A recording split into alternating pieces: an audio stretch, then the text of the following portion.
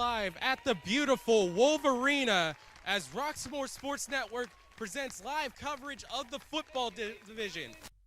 Wolverina tonight, we will have the visiting Penn Trafford Warriors take on the Woodland Hills Wolverines. Hi again, everybody. I'm Ty Polk with Stan Beckton. And Stan, now it's no longer midget football. We're going up in the high school, and it's awesome to be a part of this opportunity with you. Yeah, awesome to be a part of this opportunity, and we have some great football action on par today. Woodland Hills, Penn Trafford, both teams are looking to boost their record entering this game. Penn Trafford coming off a win. Woodland Hills had a week off last week. Ty, we are in for some great action. And yes, Woodland Hills coming in 1-4. Last week they had the forfeit due to COVID-19, but now they're glad to be back out here. It's feeling good. It's homecoming night for the Wolverines, and of course, there's always some great memories. Some Woodland Hills alumni are in here. The 2001 Woodland Hills Wolverines by Stevie B. He's in the house tonight, and it's always great to see some of the great alumni that made it not only to the college game for a lot of these kids. What really perks their ears up is that NFL as well with the Arizona Cardinals and the Kansas City Chiefs. But there's also a big football game tonight because the Wolverines really have to make it top 4 right now, and they could say they are in the playoffs in 5A. And a lot of things right there. They're coming. Their last officially played game was against the Penn Hills Indians, and it was a heartbreaking 14-13 loss. O.C. Diafuca, after the touchdown that would have made it 14-14 if the extra point didn't clank off the right post and out. And he attempted a game-winning 43-yard field goal, and it sadly came up a little bit short. But still, you have to love the fight the Wolverines had in that game. They were able to knock off a long scoring drought with a 57-yard run from Arecibles. Yeah, they knocked off a scoring drought in that game with a lot of misdirection, and that was thanks to and they had a lot of misdirection for Woodland Hills in that last game. Penn Hills, while they were a good defense, the star for Woodland Hills last game was Deontay Williams, quarterback for the Wolverines. He has over 450 total yards of offense. Yeah, 450 total yards of offense. He scored on that sneak that would have potentially had a game-tying situation for the Wolverines, but sadly that was not yet the cause. But you have to like a lot of what the Wolverines have done this season. Really, it's been their defense that has led the way. One of the best in 5A scoring-wise, even with the forfeit, they're still up there. It's the offense that really has to make the difference for the Wolverines tonight. Yeah, the Wolverines offense has averaged 7.8 points per game. So their offense is going to need to step it up big time this game against a talented Penn Trafford team. And, of course, right now when you talk about the 5A Big East standings, in the lead right now is Gateway. They are tied with Penn Trafford at 3-2 on their overall non-conference record. So, and, of course, we'll see those Gateway Gators. Really, all of these teams, Latrobe, Franklin Regional, and Connellsville at the end of the season. And Franklin Regional is up next on the docket for the Wolverines, but they got to take care of business here tonight. And they have a tough challenge in one of the best running backs in the WPIAL, Cade Yakimelli, who's a commit to Wisconsin. Yeah, Cade Yakimelli is one of the more talented players in the WPAIL. As Ty said, committed to Wisconsin, and you don't get committed to Wisconsin without putting on a show, and that's exactly what he'll look to do tonight. Yeah, right now, Yakimelli is currently one of the best running backs in the WPIAL. He right now has 601 yards on just 61 attempts. And he has a team-leading 9 touchdowns for Penn Trafford. And it's clear he's the everyman for the Warriors, but they still have a bunch of other talent around them. And one guy you could talk about is the quarterback, and that's Carter Green. Carter Green is kind of a lot similar to Deontay Williams. He likes to run as well, but if push comes to shove, he can pass out there. He can pass out there, and he was very efficient last week, going 13 for 19 with 218 yards last week in their outing. So Carter Green could be one of the keys to have a balanced offense for Penn Trafford today. And I was told about this. He's actually not playing football at the next level. He's going to Seton Hill to play lacrosse. But I was told that on defense, that's where he really shines. So it's going to be interesting to see that. That's one player that Woodland Hills has to watch out on defense, in addition to Yakimelli on the other side. But there's one thing you can talk about with these Wolverines. Again, they have been very resilient all season. All they have to do really is just continue, really just keep fighting. This team has a ton of fight. It's just right now, the things are not going their way. They're currently 0-2 in one-score games. That was something that really helped them last year when they improved their record. Yes, it was a pandemic striking season, but still, any improvement from that, because that really was the difference in that 3-7 season in 2019. Yes, in 2019, that can be a year that can really give them a boost if this game comes out to be another close one, because they'll be battle-tested entering tonight's game, especially if you add on that 14-7 loss. Well, Stan, one of my keys for the game, at least for the Wolverines, is right now, it's just you got to continue fighting right now. Yes, they have a little bit of adversity right now. We even hear the very loud student section for Penn Trafford on our side. But still, they've been able to fight through adversity. They've been able to make games against teams that have really knocked out some of the best talent in 5A. We're thinking about the Moons in the world. Even Penn Hills, after that victory, has gotten themselves back on the side. So the Wolverines are a better team than 1-4. It's clear. Yeah, they're a better team than 1-4, and they can come out here tonight and prove it against Penn Trafford. Everyone else is coming out right now. Penn Trafford has just made their way to the field, and we're waiting for the Wolverines. And there's one player you have to talk about right now, and that's Brandon Jones. Brandon Jones against Penn Hills really, alongside Siebels, really set the tone in terms of that running game right now. Yes, it's always Deontay Williams that is carried the load, but its running backs as well have been really important as the guy comes right through us. But still, it's going to be interesting to see what else can the Wolverines do right now, because Siebels is back in the lineup, but he's coming in as a late addition for this Wolverine team. And I think they can work Siebels back into the lineup slowly, especially given the rest of the talent on that offense. So if they can work him back into the lineup slowly and get him back into his groove as things go on, I think that'll work in the Wolverines' benefit.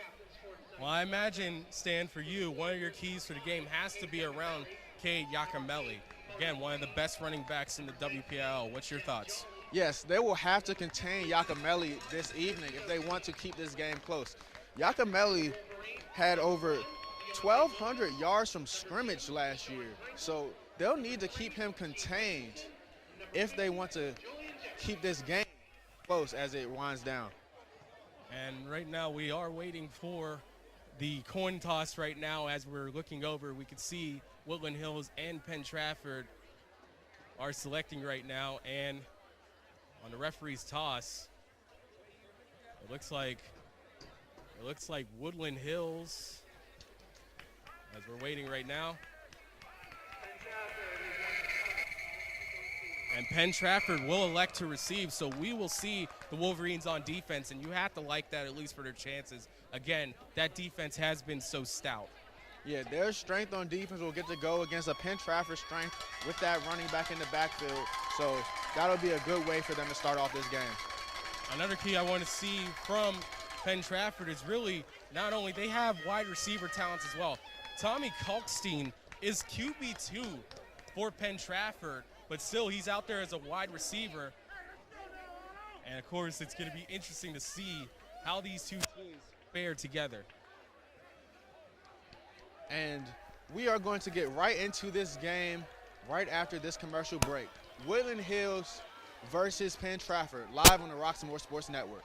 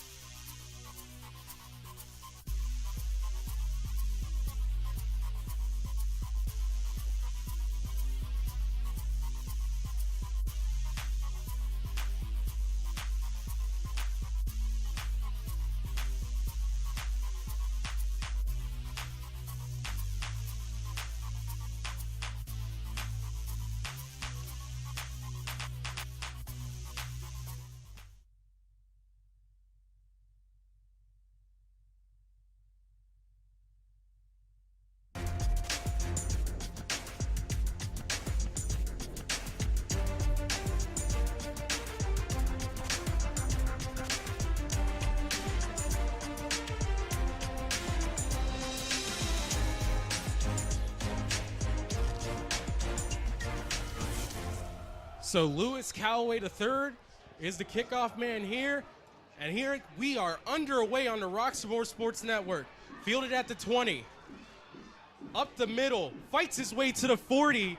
And he's into a massive Wolverines as he'll be at least last stopped at around the 38, 37-yard line. And that's where Penn Trafford will take over. So good field position for Penn Trafford to start off this game. So now we'll get to see their quarterback, Carter Green. And again, a running threat, but also can pass out there. There's a ton of threats on this Penn Trafford team. It's going to be interesting to see how the Wolverines guard against it with that 4-2-5 front they have. And now Green, he'll keep it. Running up the middle. Shakes off Edmondson and gets to the 45. And Green was able to just follow his running back. Lead blocking on that play was So that's a 15-yard gain, and on their first play of the game, here comes Penn Trafford. As John Edmondson just shaken off by Green there. So now they'll try it. 1st and 10, ball at the 44. And it looks like Yakimelli is in that Wildcat formation to start off this game. Yeah, but a penalty on the play. Looks like it may have been an early jump. And actually, it's encroachment. So that's a 5-yard penalty. And that's a free 5 yards for the Wolverines. And that's not something they want to do. They don't want to give Penn Trafford these easy first down situations right now. And a 1st and 5 is just not good for their health. And they'll come back out in that Wildcat here. 4 wideouts split out to the left. Yakimelli, Powers keeps it, and he's harassed and dropped by a couple of Wolverines there. Maybe only a 1-yard gain for him. And now that'll be 2nd down. And Tamir Sally burst through that line of scrimmage at that defensive tackle position. And that's going to be so important for the Wolverines. That front 4 is, of course, full of size. You have Majon Rose up front with Kellen McDonough and John Edmondson. So officially no gain. And from the 39, Green back under center with Yakimelli right behind him in the pistol. They motion to the left. Yakimelli, the handoff, but a penalty here. And they'll say false start. So just like that, they get those 5 yards right back on back-to-back penalties. And it looked like the H-back there, Jacob Haynes, was moving up on his motion a little bit early. You have to stay even with the line of scrimmage on that one. So many interesting things. So many interesting things on about the H-back formation and really these new offensive formation and stuff like that. H-back is kind of considered a fullback, but it also lines up in tight end positions. Yeah, a lot of versatility comes in with that H-back position. It allows you to have a blocker and a receiving threat at the same time. And now they split Yakimelli all the way out to the bottom of your screen. They go empty from the 39. Quick pass over. That one's complete to Dunlap, and Dunlap manages to fight forward for a couple there as he'll probably get it back to around the penalty yardage that they gain. So that's a 5-yard gain, and now it's 3rd and 5. So 3rd and 5, 3rd and manageable here for Penn Trafford. So if they can get this first down, that'll be a good sign for them for the rest of this game. First 3rd down situation, they remain in the pistol. 2 receivers right, 1 to the left. And they'll now go with the empty look here. Now they go empty, and Green will keep it right up the middle, fights his way forward, and it looks like he may be a little bit short here. And yes, they are moving the marker up, and that's now 4th and maybe 1. And they went with a quarterback trap there on that one, pulling Josh Huffman from that H-back position. The versatility, as we just talked about, that's typically reserved for a guard. So 0 for 1 on 3rd down. Now they'll try it on 4th. Green, empty, 3 receivers to the right. Green keeps it off the right side. 1st down yardage as he'll fight forward. Breaks a tackle and manages to get down to around the 18-yard line. And Green able to just follow his blockers and get upfield in a hurry on that one. Great blocking downfield by the receivers as well.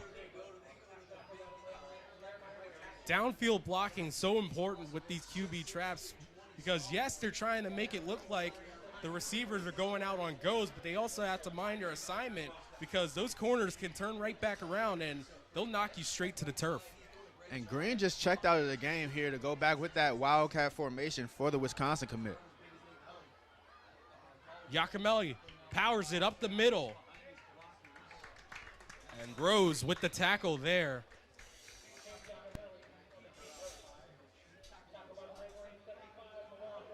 And it looks like they made it up to the 18-yard line. Or the 13, actually, rather. So now it's 2nd and 6 coming up.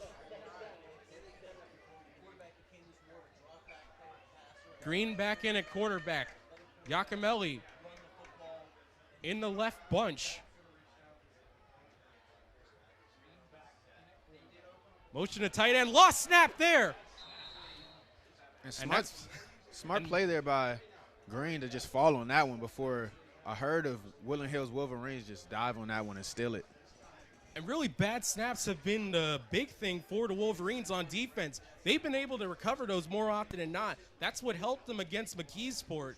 But really in the last couple games, though, they've been able to snare those back in and maintain possession. And on that one, Giacomelli got the play and gave it to Green coming out from the sideline. So be interesting to see what they come out with here. It looks like they come with another empty set. Giacomelli in the left slot. 3 receivers to the right, 2 to the left. Green, he'll drop back. Looking, firing for Giacomelli. That one too tall for the ladder, incomplete. And that'll bring up 4th down. And it looks like they were just trying to get Giacomelli the ball in space on that whip route from that slot position. But that one just too high out of reach. Got to keep that one lower. Penn Trafford does have a kicker, and they will use him in this situation as it's Nathan Schlesinger, a soccer player, as he'll be out there to attempt the field goal.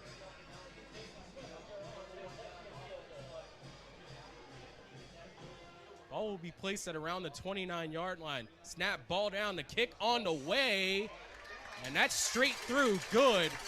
And Penn Trafford will take a 3-0 lead with 6:15 remaining in this first quarter. So an early lead, but a good red zone stop there from the Wolverines defense. They were able to force that fumble from the quarterback on the snap and then drive the ball. So 3-0 lead here for Penn Trafford, and we'll be right back on the Roxamore Sports Network after this commercial break.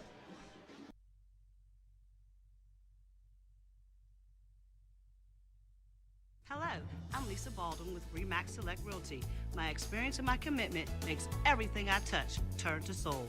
Call Lisa Baldwin at 724-933-6300 extension 489 or go to selecthomefinder.com.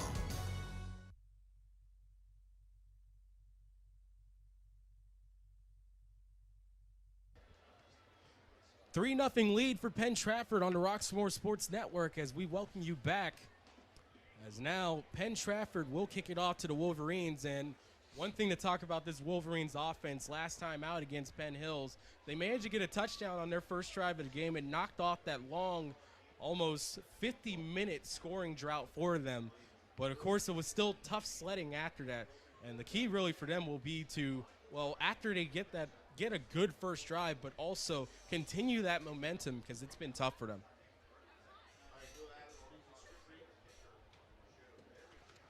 And this game is brought to you by Alex Beasley Plumbing. Make things easy, just call Beasley, where we take the sting out of your plumbing woes.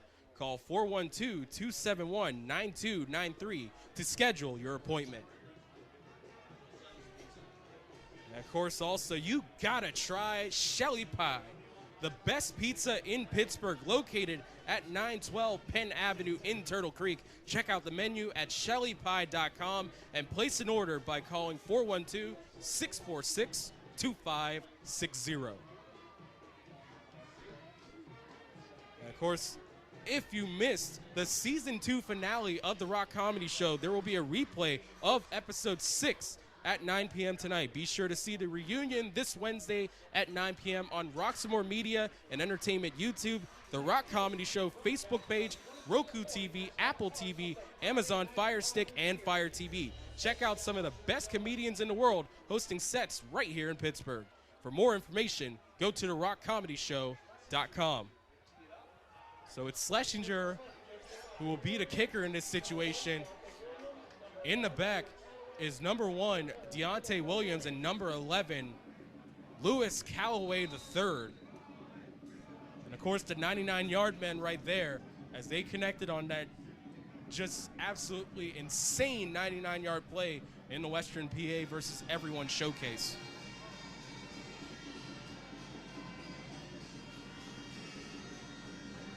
And Schlesinger booms this one back. Dropping back is Williams from the 3. Heading straight up the middle into a crowd, and he'll be stopped up at the 25, and that's where the Wolverines will start their business there. A deep kick there from the Penn Trafford kicker to open after that scoring drive. So Woodland Hills starting with the ball at their own about 25-26. See what they can do on offense. So, of course, really leading the way has been Deontay Williams for the Wolverines, but it's going to be interesting to see what they do as Deshaun Pringle actually will start out as quarterback for this drive. Williams on the right, 2 receivers left and right, the running back Jones in the backfield. In the inside zone there, Jones just swallowed up, and that'll be a 2 or 3 yard loss on the first play for the Wolverines. And that was number 50 there with the tackle for loss. He's a 6'3", 240-pound senior. Just taking over that read option, getting both of them down. So, of course, Woodland Hills does have this package in which they will use Deshaun Pringle out there. Of course, Pringle, he's also listed as defensive tackle in the spot chart for us, and also has played a little bit of tight end his last time out. Pringle's still in the backfield. 2 receivers left and right for the Wolverines. Williams motions over to the left now. A lone receiver at the bottom, and that's Edmondson. Quick pass over to Williams. Handles it, catches, make a couple moves there. And he'll maybe be lucky in the end just to get back to the original line of scrimmage. And they were just trying to get him the ball in space out there, just flipping it out really quick. But the blocking just wasn't there on that one. You have to wonder what's the plan for head coach Tim Boster on this 3rd down and 10. They managed to get back to the original line there. And one thing about Penn Trafford, they go in 3-4 because they got the bigs up front, and that allows their linebackers to make plays in space. Shotgun running back in the backfield. They give it. It's Jones. Jones moves forward for 2, but that's still not enough, and that will bring up 4th down. And it looks like the punt team is coming on right now, so unable to convert on that first drive and respond. A little bit of a slower start than we saw in their last outing against Penn Hills.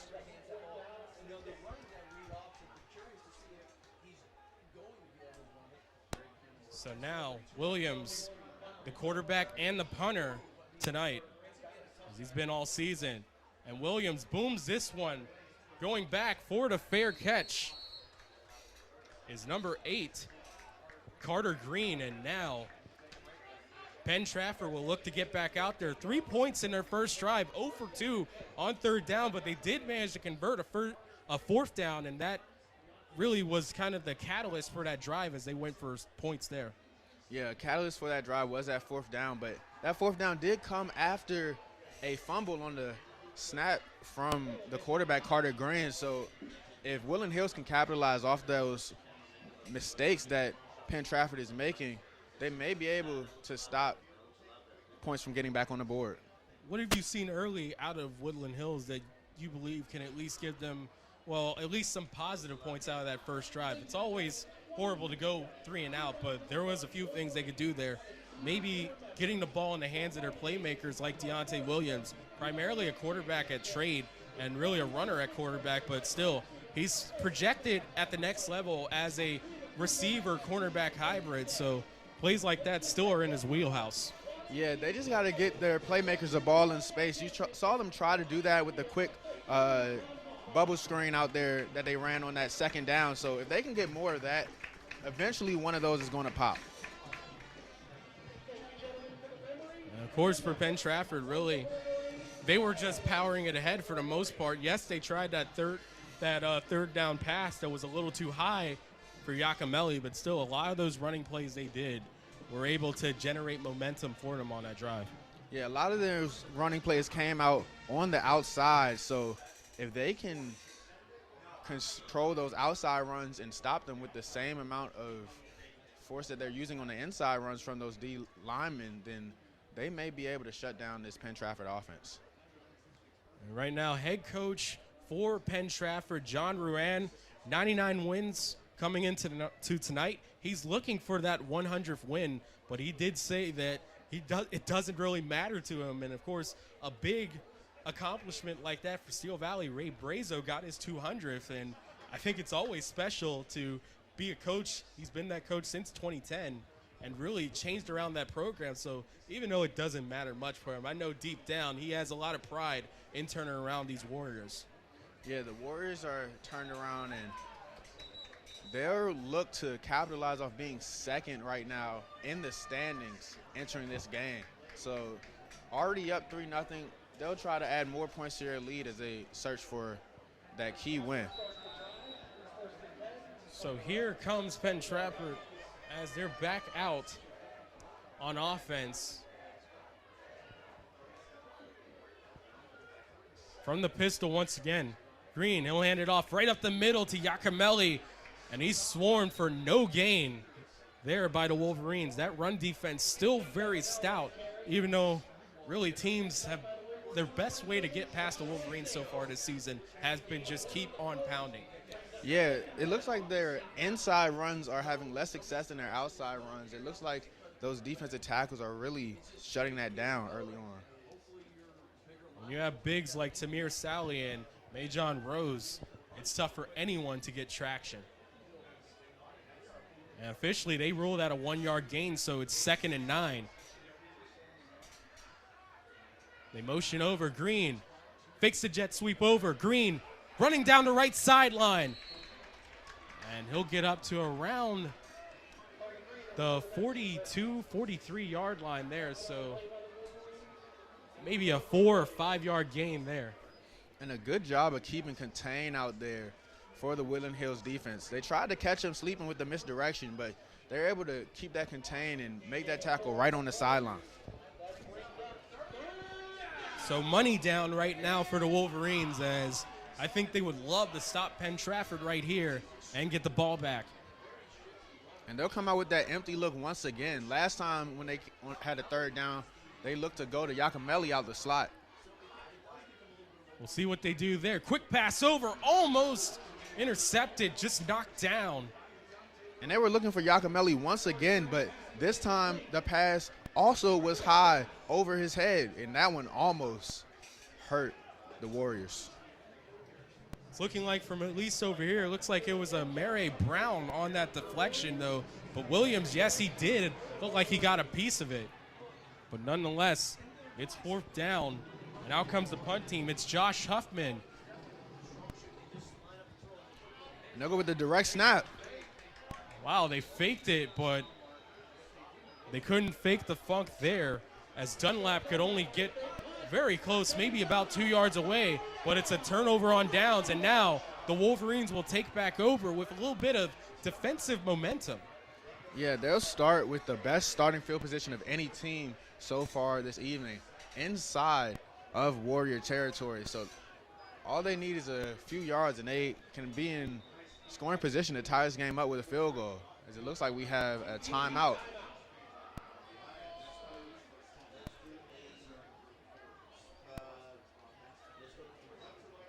And we'll be right back on the Roxamore Sports Network after this commercial break.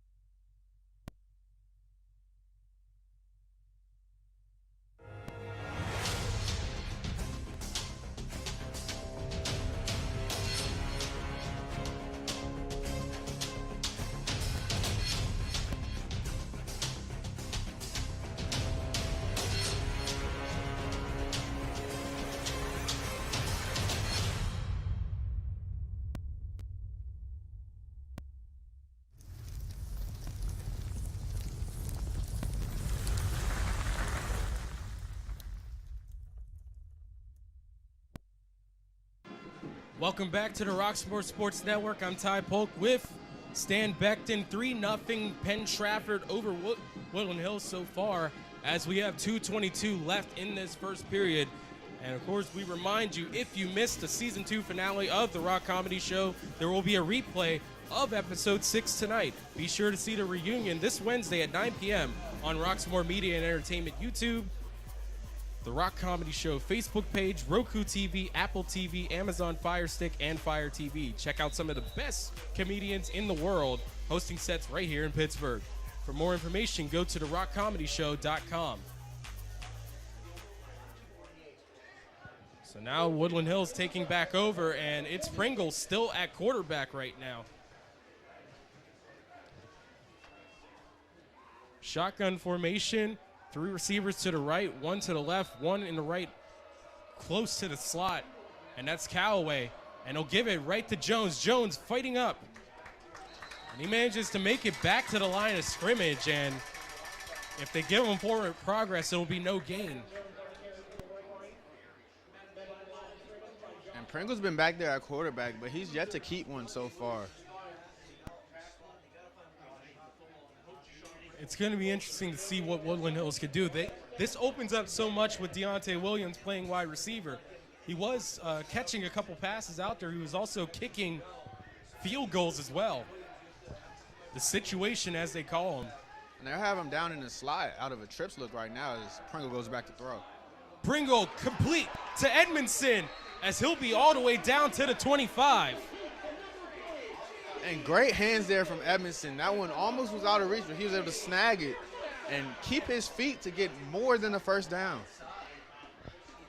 21-yard catch and run by John Edmondson, as now that's a first down. And this looks like the Pringle I seen during the 7-on-7s here on the Roxamore Sports Network. Shotgun doubles, 2 to the left and right. Motion over a man.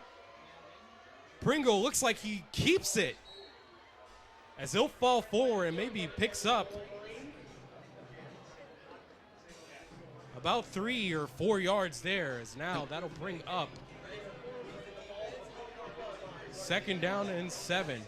And a good job there by Daniel Tarabella, able to stop that play and slow it down in the backfield. Approaching 40 seconds left. As Pringle still in at quarterback, 3 to the right, 1 to the left. They'll give it to Jones. Jones fighting his way up the middle, and he might get maybe a few or back to the line. 29 seconds remaining in this game's first quarter.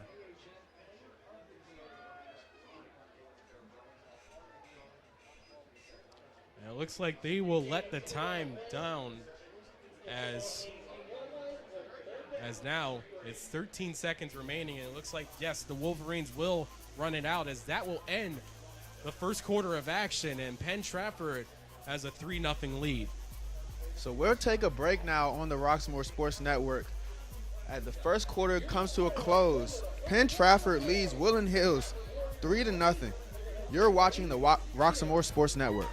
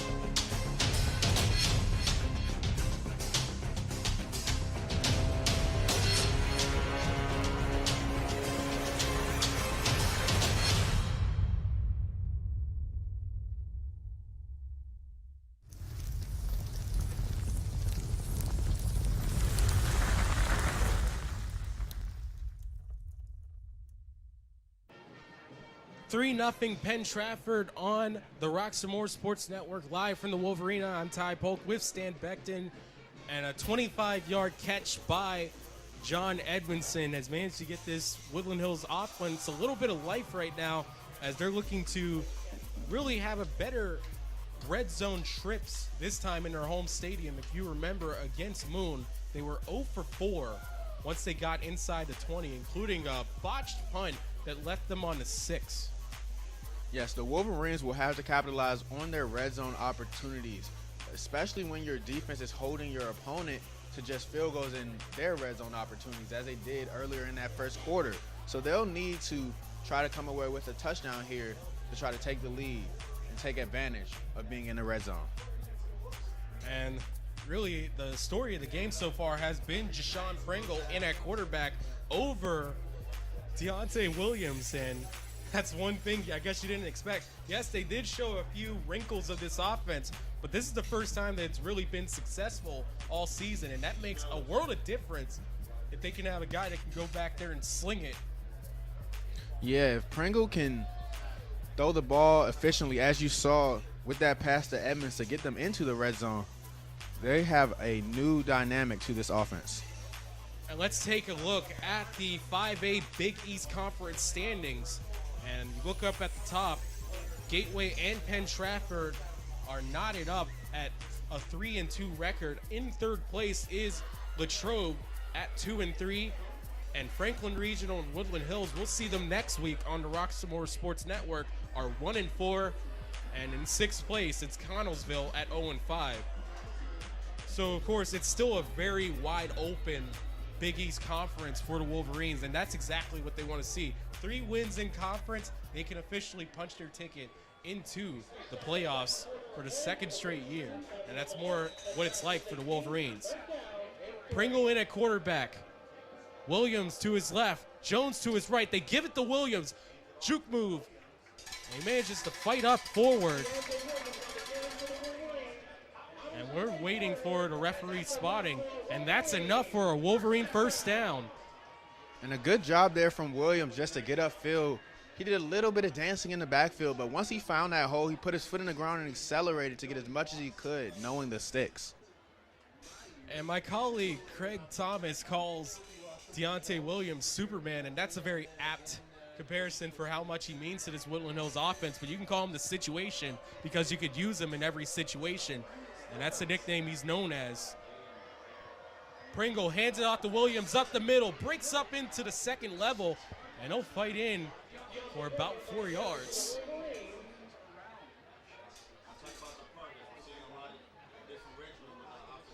And really, it's been a different package for the Wolverines in the red zone so far, using Williams as a running back. That's an interesting wrinkle that I guess they had time in the last 2 weeks to add in. With Williams back there next to the quarterback, it gives them another element of misdirection. We saw them score using misdirections early in that Penn Hills game. 7-yard gain on the last play to give it to Jones, and he almost ducked underneath the defenders there, but he stopped up maybe to the line of scrimmage there.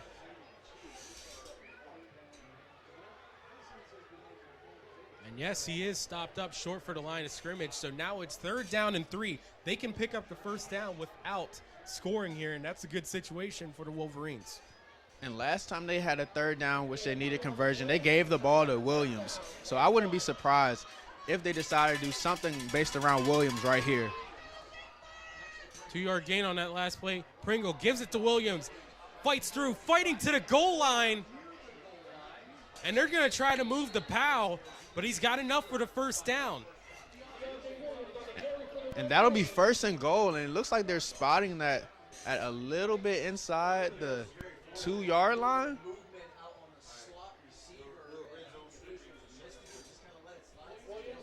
And this red zone strip is sponsored by Shelley's Pie. You got to try Shelley Pie. Some of the best pizza in Pittsburgh, located at 912 Penn Avenue in Turtle Creek. Check out the menu at shellypie.com. They give it to Williams, fights his way to the goal line. Second effort, they'll score.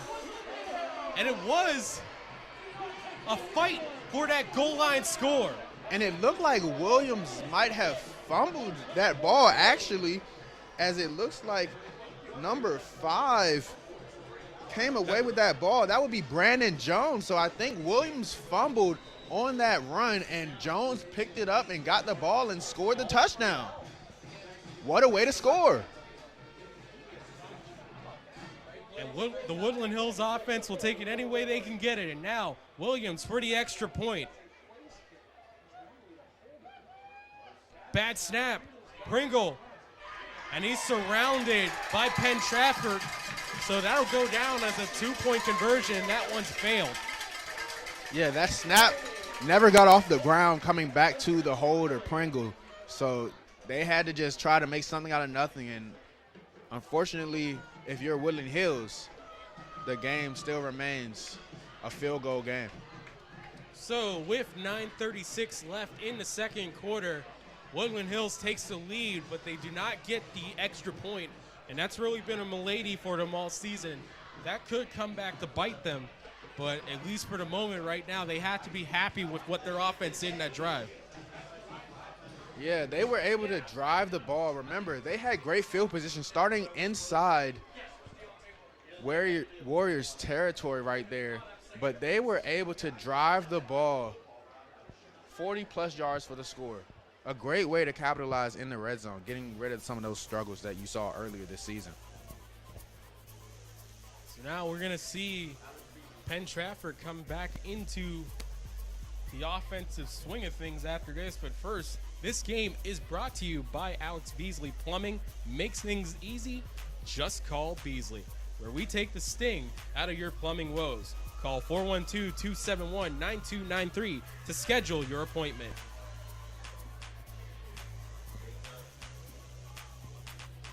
Of course, this game's so critical for so much in the standings for both teams.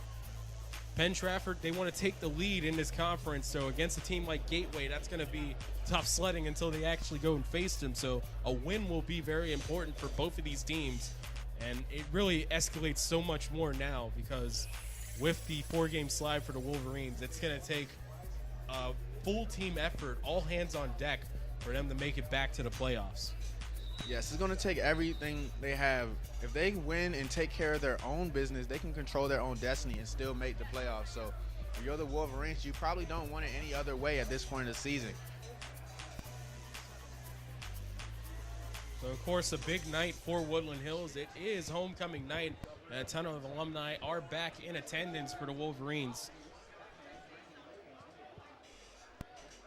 The 2001 Woodland Hills Wolverines are in the building as they will be honored at halftime here for their efforts in there. And that was one of the great teams in Western Pennsylvania history. Steve Breston, who plied his trade for the Cardinals and the Chiefs in the NFL, 217 yards of offense, and on the third play, an 87-yard run.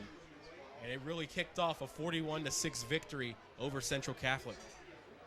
Yeah, it's always good to have the alumni back in the building. It serves as encouragement and motivation for the current players. So Callaway back to kick. All the way back there for Penn Trafford is Hilleman and Otto. And it's Dunlap, actually. It'll take that on a hop. Dunlap up the middle to the 40, to the 50, and he's almost making it to the 50. He's tripped up. And, man, that's a little bit of a close one for the Wolverines. Number 27 for the Wolverines on the tackle. That's Drayshawn Sanders. And that might have been a touchdown-saving tackle right there, as it looked like if he couldn't make that tackle, he might have had the speed to outrun all the angles and get into the end zone. So just like that, Penn Trafford, of course, having a bunch of weapons out there now. Green hands it off. Yakimelli up the middle. And we'll have some laundry on there. 6, but there's a flag.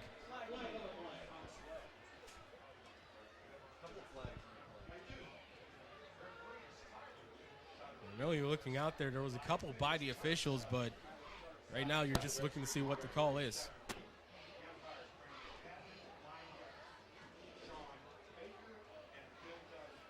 And they call a holding on the return team there.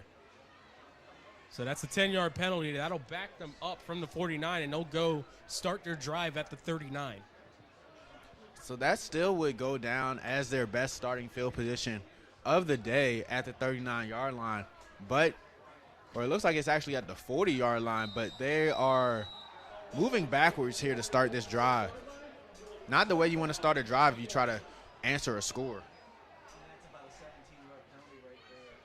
So Carter Green, the quarterback, all receivers to the right, and he'll run to the right. Green makes a man miss up to the 40, and he's hunted down by Edmondson, but that's enough for a first down.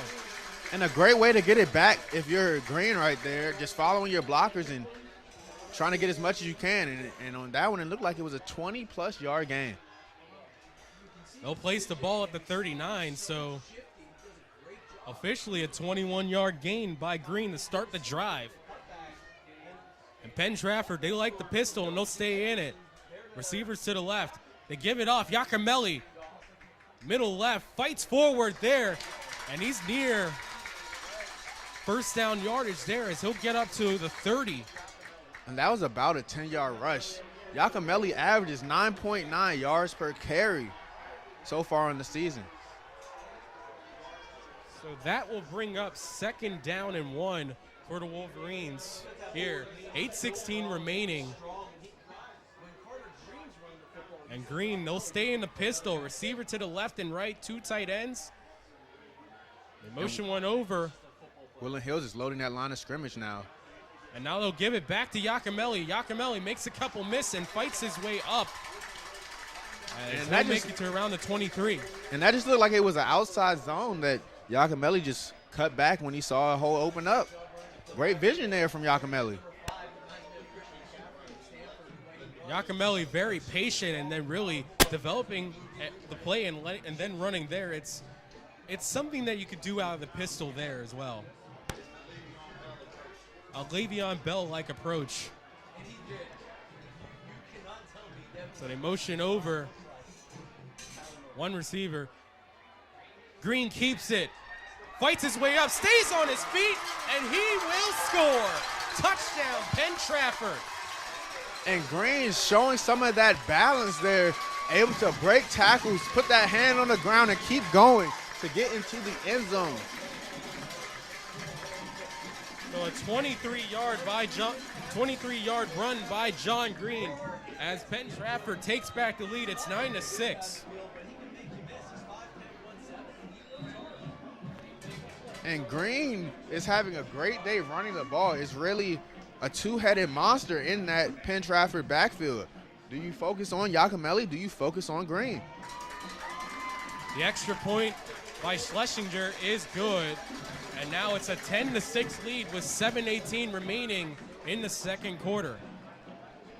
So that missed extra point for Woodland Hills now has them down with a touchdown needing to take the lead versus a field goal where they could tie. So we'll take a commercial break with 7:18 remaining in the second quarter. The score is Penn Trafford 10, Woodland Hills 6. You're watching the Roxamore Sports Network. Hello, I'm Lisa Baldwin with Remax Select Realty.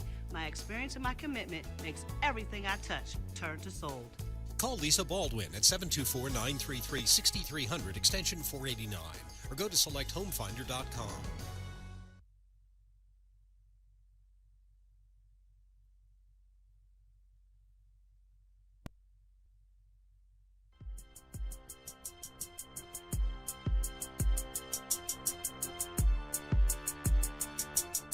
So I started limping over there to her fast, but wasn't fast enough. So I had to get her attention. I'm like, hey. She turned around, see me limping towards her. She says, oh my gosh, you been shot. I just fell on the ground. There wasn't even nothing wrong with me. Graduated from Ohio State Penitentiary. They got real classes in there. Anybody been in that school? No, they got real classes. Like, it's 50-year-old man in there. They was like, hey, fam, can you be quiet? I got school in the morning. And I'm still fat. So if you watch season 1, I remained and maintained all this weight for season 2. I ate just enough fried chicken, cornbread, collard greens, mac and cheese, all that, just to maintain all of it. 10-6 Penn Trafford, as we welcome you back to live coverage on the Roxamore Sports Network. I'm Ty Polk with Stan Beckton. And if you missed season 2, the finale of the Rock Comedy Show, there will be a replay of episode 6 at 9 p.m. tonight. Be sure to see the reunion this Wednesday at 9 p.m. on Roxamore Media and Entertainment YouTube, the Rock Comedy Show Facebook page, Roku TV, Apple TV, Amazon Fire Stick, and Fire TV. Check out the best comedians in the world hosting sets right here in Pittsburgh. For more information, go to therockcomedyshow.com.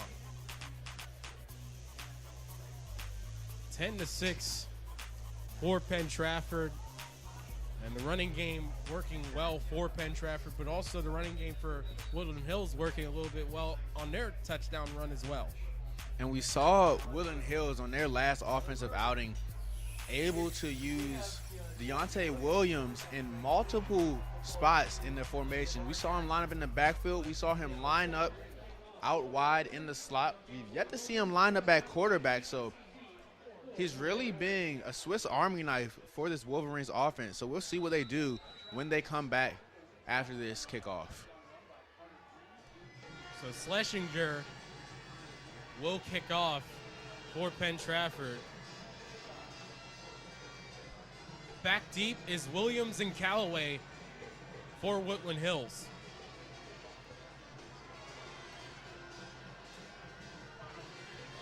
And Schlesinger boots that one, and they'll have to treat back, and that one will bounce into the end zone for a touchdown.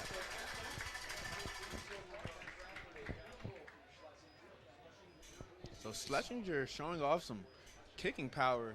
The first one landed right at about the 2-yard line on the first kickoff that they had after a score, and that one going into the end zone. I seen him boot a couple kicks out there from distance in pregame, so the gun's loaded and ready for Penn Trafford if they need to shoot it. Woodland Hills takes back over on offense. Pringle still at quarterback. Edmondson down low. Williams in the bunch. 3 receivers to the right. Pringle rolling right. Pringle wanting to load it and fire it. He'll take off and run. And now, first down yardage to the 40. But that one's going to come back. Yes, that one's going to come back. Edmondson had what we used to call back in the day a crackback block on an unsuspecting Warrior defender. You can't do that anymore. Your head has to be in front. It was really unnecessary, as it looked like Pringle had outran that defender, so you can't really do that anymore, so that one will come back. 3 flags at the same time. And it will come back, but there was also a great block by Williams that sprung Pringle as well as he was scrambling around. Little Roethlisbergerian at times out there. Yeah, Pringle, it actually looked like he went back to pass out of a tight bunch, looking to use a lot of players' tight formation to get someone open, but once no one got open, great decision there by Pringle to get a lot out of nothing. We approach the 7-minute mark. It's 10-6 Penn Trafford. Woodland Hills with the ball after the penalty. And they'll come out with that same look, and this time getting the ball to Williams. Williams on the reverse as he'll fight up to the 30, so that's a 2-yard gain. So that's back-to-back plays. They come out with that tight bunch look. And head coach Tim Buster, really, that's one of the things that he likes to do. He wants to get his playmakers the ball out there, and that's one way, instead of having his quarterback, it makes Woodland Hills a much more dangerous offense, and I think he's looking to get more offensive production out of his team. And now they'll put him out there in that spread look in the slot. Pringle looks like he's checking out something from the defense there. They fake the handoff. It's to Jones. Jones. And he's dropped in the backfield. It looks like it'll be a 2-yard loss. And it looked like that one was supposed to go inside. I don't think he was supposed to follow the receiver motioning across the formation. And he bounced it outside and was unable to get anything on that one.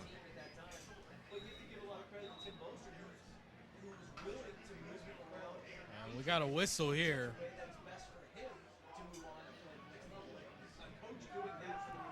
And looks like a timeout was called either by the officials.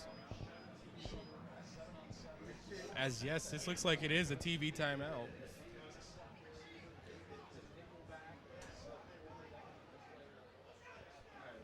So right now, Woodland Hills will look to see what their offense can do at 3rd and 11 now. And this is not what the Woodland Hills offense wants out here right now, because these 3rd and long situations, it kind of puts them into a pigeonhole situation where if they run, the defense will be ready even if they're in a spread out formation, as there's enough space for them to get back and tackle, or they'll have to pass, and that's really where they get into interception territory with a lot of these teams. Yeah, we did see them complete one pass earlier, though, to Edmondson on a slant route. But with it being such a long way to get that first down, that might not be an option now. So they'll need to come up with something creative here. So game's back in play. 5:45 remaining in the half. And it looks like they'll keep Edmondson split out by himself on the top of the screen. Clock rolling now, and looks like they're trying to get everything situated with the referees. And it still says 2nd on the board, but it should be 3rd. 3rd and 11. Here's Pringle, back to pass. Pringle under pressure, flips it out. Over to Jones. Jones, he'll fight his way almost to a first down. And they brought the blitz on that one, but the running back there able to just stay and keep himself available as an option to get that ball for Pringle. And right now, there's still a little bit of confusion with the sticks and the board right now. But really, this offense for Woodland Hills, again, this is probably the best they've looked. Yes, it's only 6 points right now, but you get the feeling that if they get a couple of those short fields, they're coming for more points. And they've just put Williams back in the backfield. Once again, going with the multiple looks, as you got a flag. They motion false start.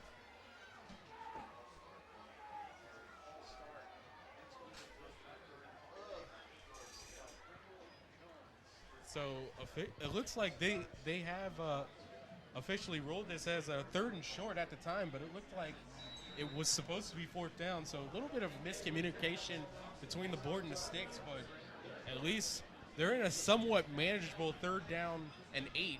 It's still a little bit long for their taste, but still they made a nice play on that last down that's giving them at least a shot before the penalty, of course, but now. And they take have back over. Pringle, they go doubles, 2 left and right, running back in the backfield. Pringle drops back, looking. Pringle, he'll fire it over to Callaway, and that one knocked down as Dunlap got a hand on it, and that'll fall incomplete, and that'll bring up 4th down. And the Warriors were just sitting in a cover 2 look right there. The corner never really got in his back pedal, so that might be something you can look out for when you get 3rd and longs later in this game. Really looked like the play kind of just broke down after that as Pringle was on the run there. Guys coming off, it looks like maybe his right edge, and that really affected his comfort there. And they've brought a lot of blitzes on those long, more likely passing downs. It's just been so far Pringle's been able to escape. So now Pounce there, and now Green calls for fair catch at around the 38-39 yard line. So the Warriors will take back over. A touchdown on their last possession gave them this 4-point lead, as we're approaching the 5-minute mark left in this half.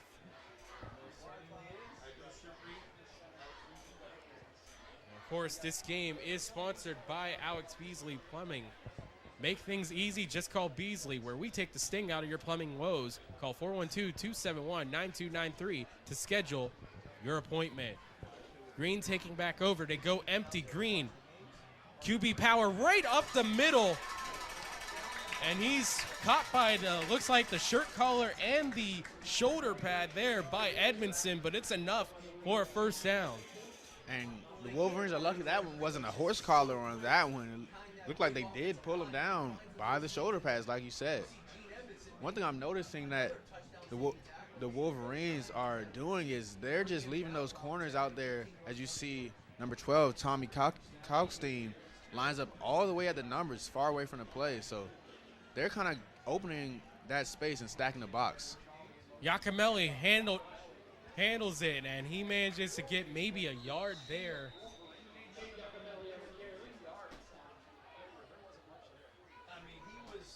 And actually, they'll give him a little bit more there. He looked like he was stopped up short in the backfield, but he managed to stretch out a little bit there to get a little bit closer.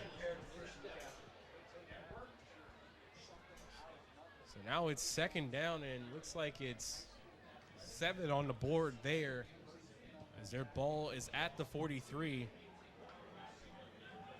of Penn Trafford. They go pistol again. They motion over Kalkenstein. Green, QB keeper to the 35, and he's dragged down once again. This time it's Lewis Callaway the third there on the stop. So I like what I'm seeing from the Warriors offense. Bringing the receiver in motion and then running back to where he's motioning from. Basically creating one less defender on that side of the field. When you have a quarterback like Green who can run the ball effectively, that adds another offensive weapon to the counting system for the defense, just letting Carter Green have Giacomelli as a lead blocker. He's really fast out there, and he's got the offensive line really to make a lot of havoc out there. The big right tackle, Zach Tomasevich, really leading there as they hand off to Giacomelli, and that's one of the times out there that Woodland Hills has been able to put a hat on him close to the line of scrimmage.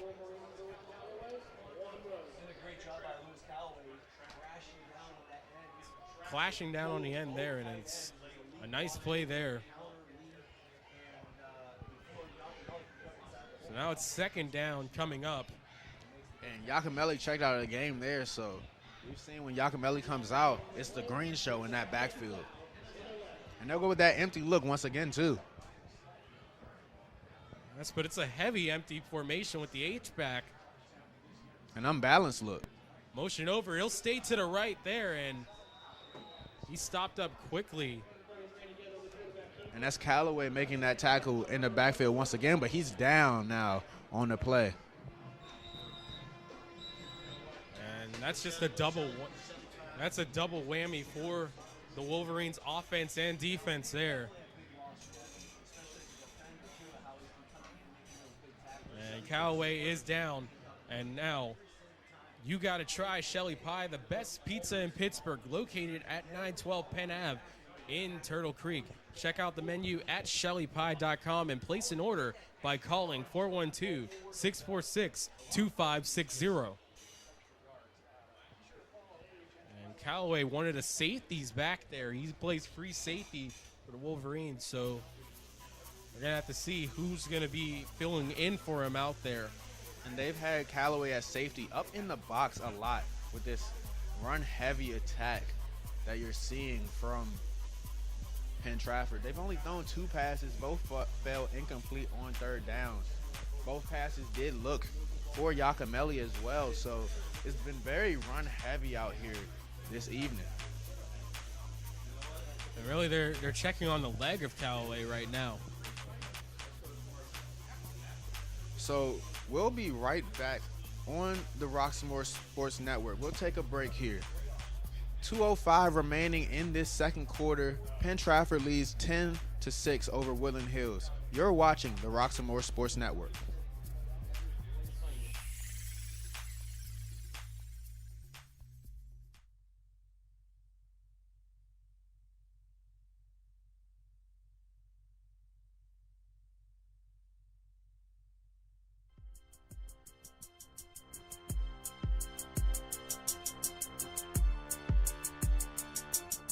So I started limping over there to her fast, but wasn't fast enough. So I had to get her attention. I'm like, hey. She turned around, see me limping towards her. She says, oh my gosh, you've been shot. I just fell on the ground. There wasn't even nothing wrong with me. Graduated from Ohio State Penitentiary. They got real classes in there. Anybody been in that school? No, they got real classes. Like, it's 50-year-old man in there. They was like, hey, fam, can you be quiet? I got school in the morning. And I'm still fat. So if you watch season 1, I remained and maintained all this weight for season 2. I ate just enough fried chicken, cornbread, collard greens, mac and cheese, all that, just to maintain all of Lewis Callaway able to walk off the field, and now it's a 3rd down and 9 from the pistol. It's Green. He'll hand it off. He'll actually keep it as he rolls around the right side. And 2 lead blockers on that play for Penn Trafford. That was Michael Patera along with Garrett Moorhead out there leading the way, but still 4th and short. 8-yard gain on that run, and now Penn Trafford, they have choices. It looks like they're staying out there with their regular offensive personnel, and yes, they will go for it here. 1 for 2 on 4th down so far. They go empty. Green keeps it off the left side. He'll run up the middle now. Gets away from a couple defenders, fights his way to the goal line, and scores for Penn Trafford.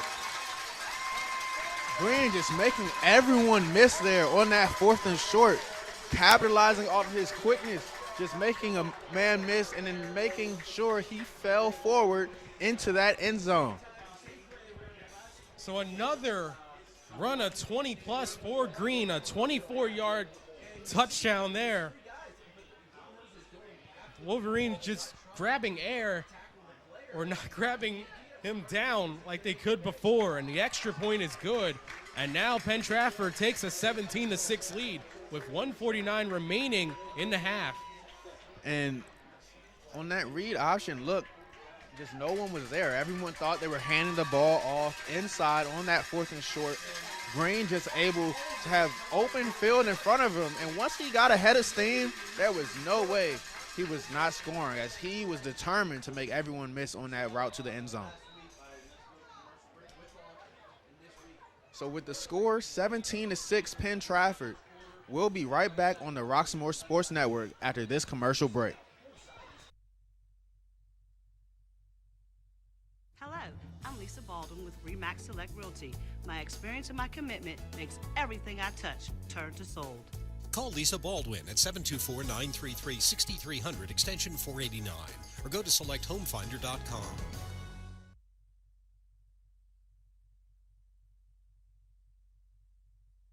17-6 Penn Trafford, 1:49 remaining. Ty Polk and Stan Beckton with you. Coming up next, the Roxamore Sports Network halftime show. As we'll go over this 17-6 lead so far for Penn Trafford. And they send it away, and again, Woodland Hills backpedaling as Reddix catches that one in the end zone, and that will be by roll a touchback.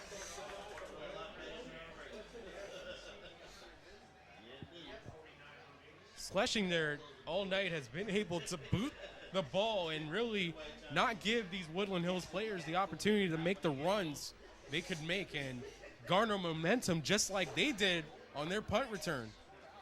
And we saw that even on the opening kickoff when they kicked the ball right to Williams, he was able to get the ball from the 2-yard line to the 38. So if they can actually get a kickoff return going for the Wolverines, they might be able to make something happen.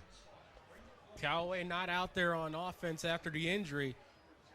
Here's Pringle, back to pass. Pringle fighting forward. Wanted to throw that across his body to Edmondson. That falls incomplete. And that's a late hit on that one. Jack Jolly just made a huge hit after the ball was already out on Pringle right there. And then you even had maybe even a taunting as defender stepped over Pringle while he was on the ground. So we'll see what the referee says. So that's a big no-no for Penn Trafford. You don't want to give free first downs, especially like that. Yeah, especially when on the last drive you saw Woodland Hills struggled when they got into long drives. They had a 2nd and 10 there, so that's a 2nd and long. So now they'll get a free first down, 1st and 10 here. So from the 35-yard line, 3 to the left, 1 to the right. Here's Pringle, gives it to Jones. Jones off the right side, bounces to the outside. First down yardage as he'll step out of bounds with 1:35 remaining. Sweet footwork on the sideline there for Jones. Could have gone out before the sticks, but he was able to do just enough to move it up. It looks like actually they are going to mark him short. So 2nd and 1 here. And wow, it's not a first down. I thought it looked like it was good enough. It's only a 9-yard gain by Jones there, but still it gets them into favorable position with 2nd and 1. Yeah, we've seen the Wolverines able to make something happen on those 2nd and 3rd and shorts, but when they get behind the sticks, that's when they really struggle. Palmer in the slot. They give it to Jones again. This time he'll pick up the first down yardage as they'll make it to the 49 with a 5-yard gain. And I think you have to keep giving it to Jones. Of course, the clock is running down with 1:29 remaining, but when you have 3 safeties back deep like that, I think you got to take advantage of the numbers game in the box. And you have to like the aggression with the last two games for Woodland Hills because they really punted on opportunities to make plays there as a timeout is called by Woodland Hills. They'll have 2 remaining here on the Roxamore Sports Network. I'm Ty Polk with Stan Beckton.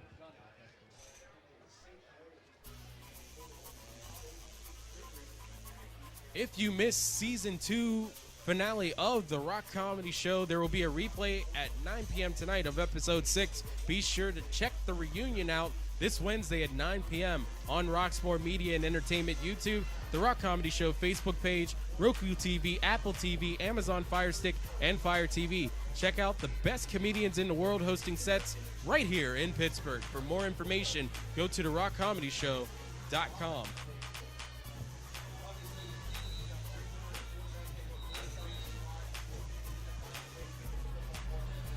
And, of course, you gotta try Shelly Pie, the best pizza in Pittsburgh, located at 912 Penn Avenue in Turtle Creek. Check out the menu at shellypie.com and place an order by calling 412-646-2560. Wolverines back out there. And they did give him the first down there in that break, so they'll be. Here's Pringle rolling to the left. Looking for Williams. And he wants a defensive holding there, but no dice from the referee, as that'll bring up 2nd down. And Williams on that one, that's his first target out there at receiver since he caught that bubble screen early in that first possession for the Wolverines. So first time we've been able to see him get the ball not in the backfield in a long time. Yeah, again, this package with the Wolverines, really it's not necessarily contingent on Deontay Williams. A lot of teams do key in on him, but look for John Edmondson as well. So now 2nd and 10. Pringle drops back. Looking left. Flush to his right. Wanted to float that one over. Looking for Edmondson. That one falls incomplete as it looks like he wanted to call Edmondson up forward with the way he threw that ball, but they weren't in sync there. Yeah, when a quarterback gets out of the pocket, they typically tell receivers who are past 10 yards to come back and receivers that are within 10 yards to go downfield. So on that one, just a small miscommunication. But there was pressure almost immediately after Pringle got into his drop there from number 50, Declan Ochendowski.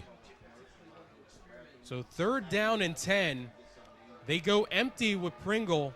3 receivers to the left, 2 to the right. Pringle takes the snap under heavy duress early. Williams catches the bubble screen, stays up thanks to a Woodland Hills player, but he can't fight for anything more than 1 with 53 seconds and dropping remaining in this half. And it's 4th down here, but I don't see a timeout from Penn Trafford, so I think they're just going to be satisfied with letting this 17-6 lead going to halftime after this punt. Yeah, Sonny McClinton really saved Deontay Williams from falling there early in that play. He managed to, after that, really, Clinton held him on, and he managed to fight forward that 1 yard. But, again, 4th down, and it's Williams back to punt. And the quarterback for Penn Trafford. So, one quarterback punting, one quarterback taking the punt. And he'll aim this one to the right. Takes a Woodland Hills bounce, as that'll get down to around the 28, where it will die right there. But time runs out.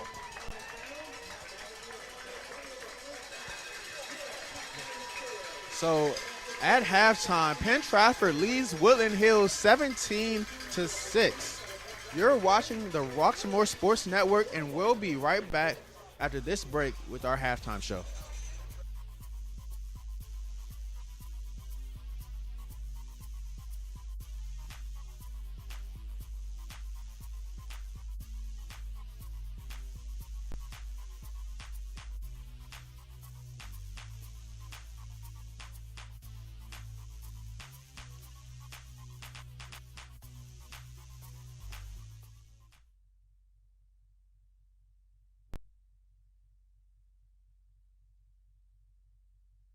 Hello, I'm Lisa Baldwin with Remax Select Realty. My experience and my commitment makes everything I touch turn to sold. Call Lisa Baldwin at 724-933-6300 extension 489 or go to selecthomefinder.com.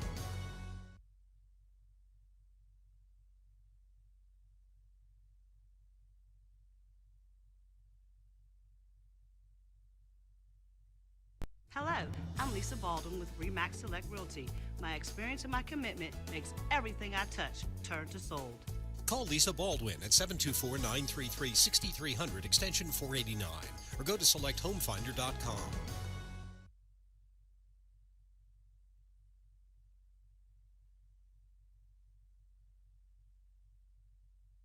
Hey kid, let me tell you about the Soul Pit, and I want you to let everybody know about it. Soul Pit is what's happening in and around your city. Soul Pit is on the internet and around the globe. Soul Pit is on your block and in your car. Soul Pit is in your ear. It's in your hair. It's everywhere. Soul Pit is the latest news, hottest styles, culture, education, information, and more. It gets you ready for things to come. Hey kid, you know what the Soul Pit really is? It's a little something extra for your soul.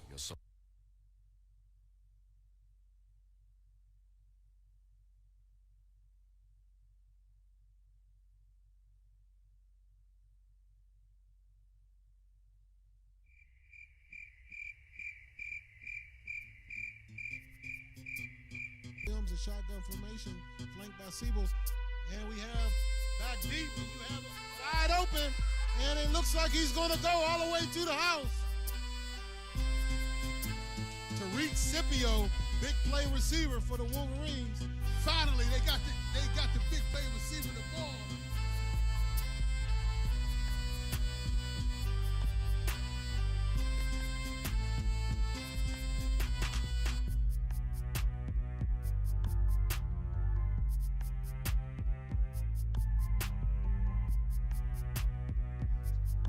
Detection and treatment is key to save lives.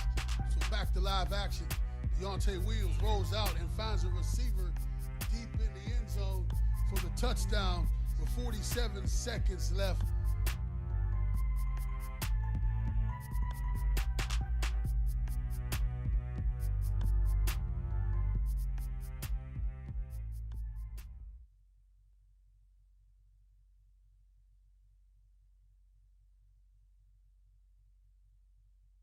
Trouble can find anyone. At Frank Walker Law, we take the time to understand your situation and work tirelessly on your behalf. Hard-hitting representation when you need it the most. A real law firm getting real results.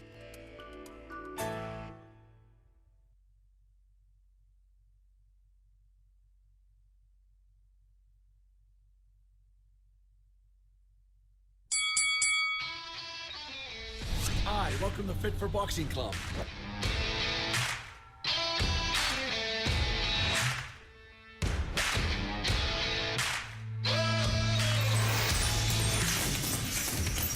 Here at Fit for Boxing, you'll find a fast, fun, and effective workout where you can burn up to 1,000 calories.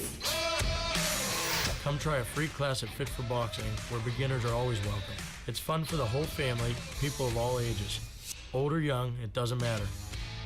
In addition to our trainer-led workouts, we also offer private lessons, community, fundraiser, and team building events for local companies and more.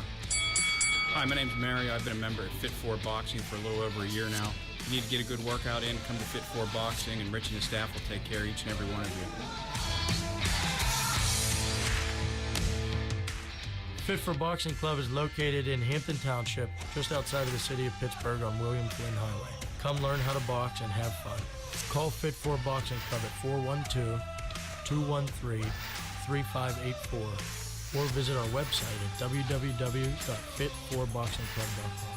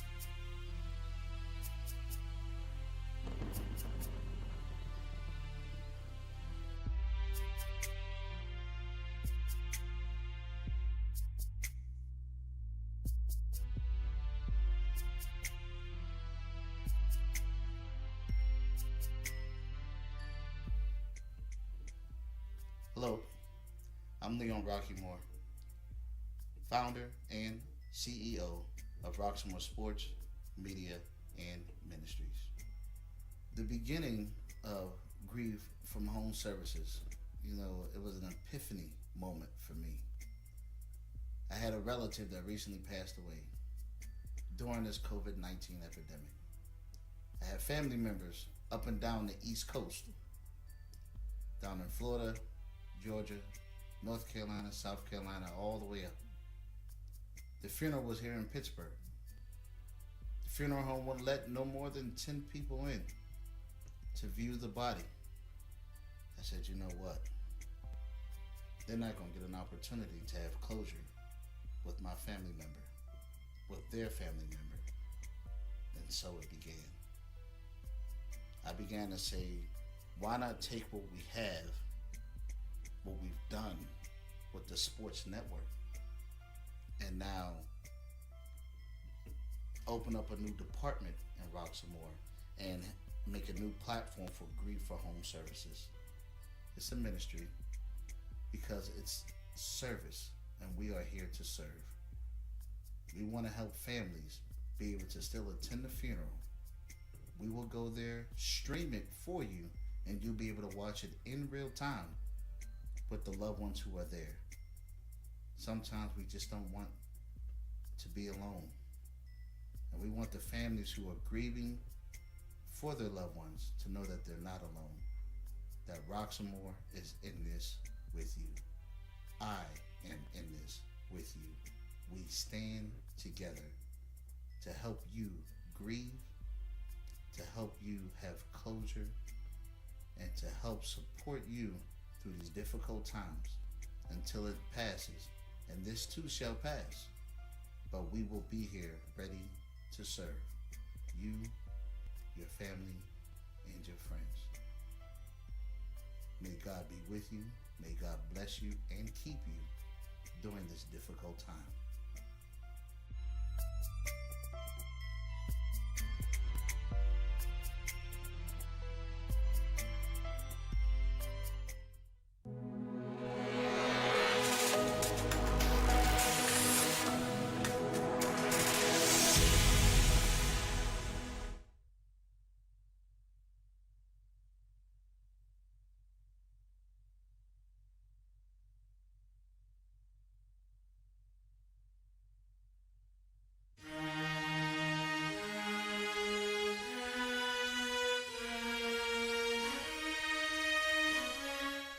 Want to put a spotlight on some of these kids who could be going places, and we want to be there to help them get to the next level, whether it be Division I, Division II, Division III, NAIA, junior college, wherever they want to go. We want to support them and get them to the top. We have some pretty successful and high-level bowlers that were able to gain exposure through Roxamore Sports Network. And so for me, the decision was a no-brainer from the standpoint of it elevated the profile of our athletic department, it elevated the profile of our school district, and most importantly, it elevated the profile of our student athletes. To bring light and a mic to a situation to make a difference. That's what Roxamore has always meant to me.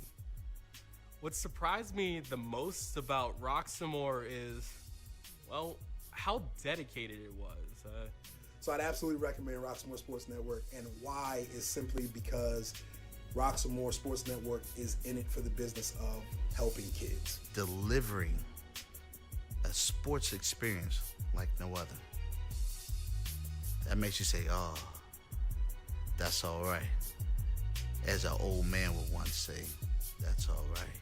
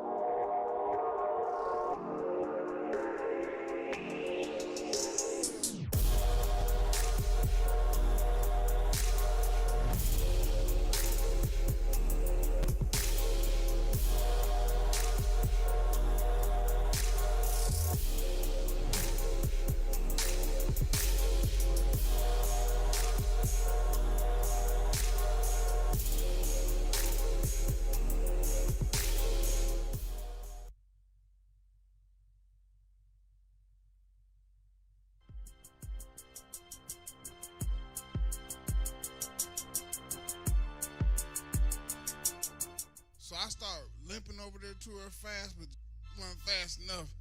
So I had to get her attention. I'm like, hey.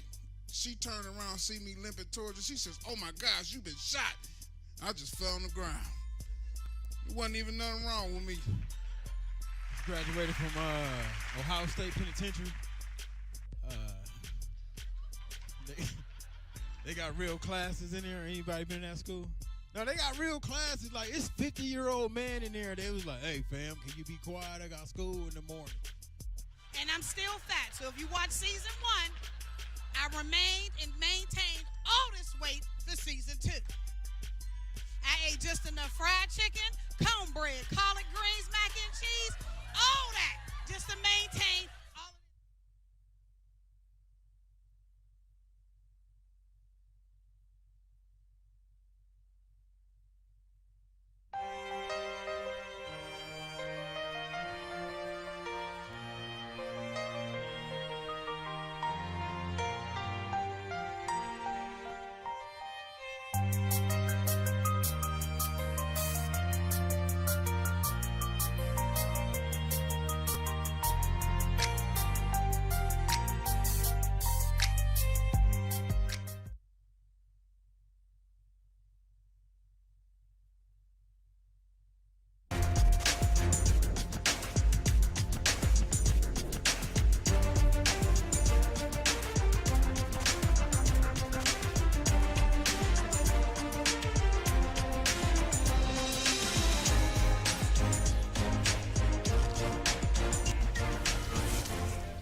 It's halftime on the Roxamore Sports Network as Penn Trafford has a 17-6 lead.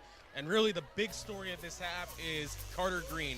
12 attempts, 136 yards, 2 touchdowns. Yeah, Green has been pretty unstoppable so far this evening for Penn Trafford. He's been able to basically fake out the defense multiple times, and when he's able to get a little bit of breathing room and get upfield, he's able to make people miss. And that's why he has 2 touchdowns so far this evening.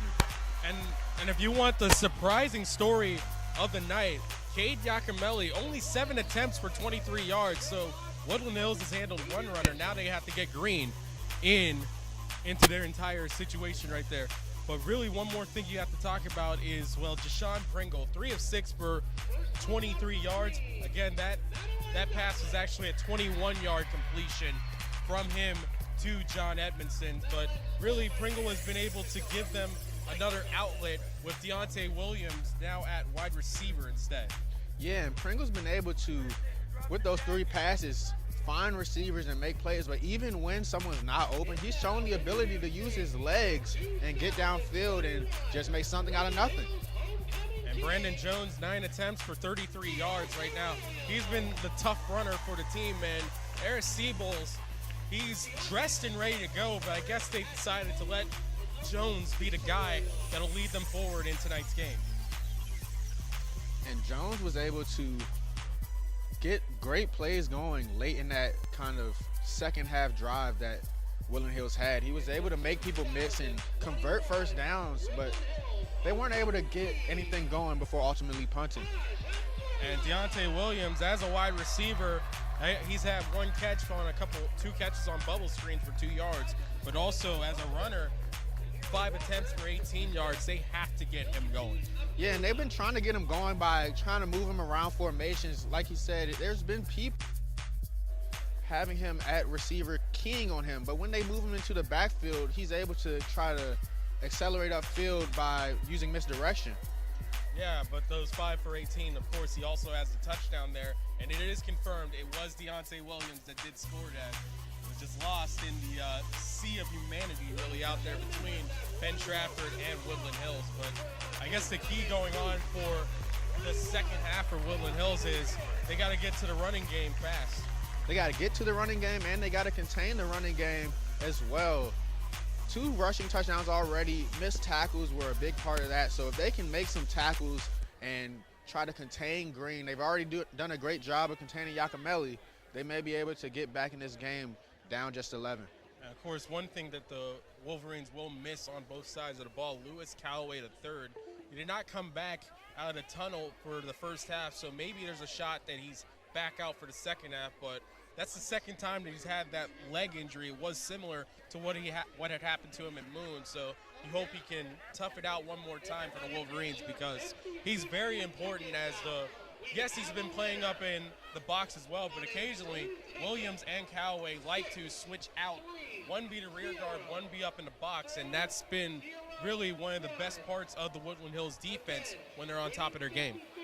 Yeah, and Woodland Hills defensively, they've done a good job, like we've been saying, containing Giacomelli, but without him in the game for the second half, they might have to change up their game plan. Yeah, absolutely. So again, a great night here in Woodland Hills. It is homecoming night here, as we're glad that we were able to get this one out for you, missing last week's game, of course. But really, there's one thing you have to look out for with these Wolverines is how they do whenever they eventually make this a 1-score game. They are 0 for 2 so far this season, but if they get the opportunity, they'll be able to really make some headway out here. But and with the score 17-6 entering the second half, it'll be interesting to see whose running game can control the rest of this game. So we'll take a quick brief break. Right back with the second half here on the Roxamore Sports Network.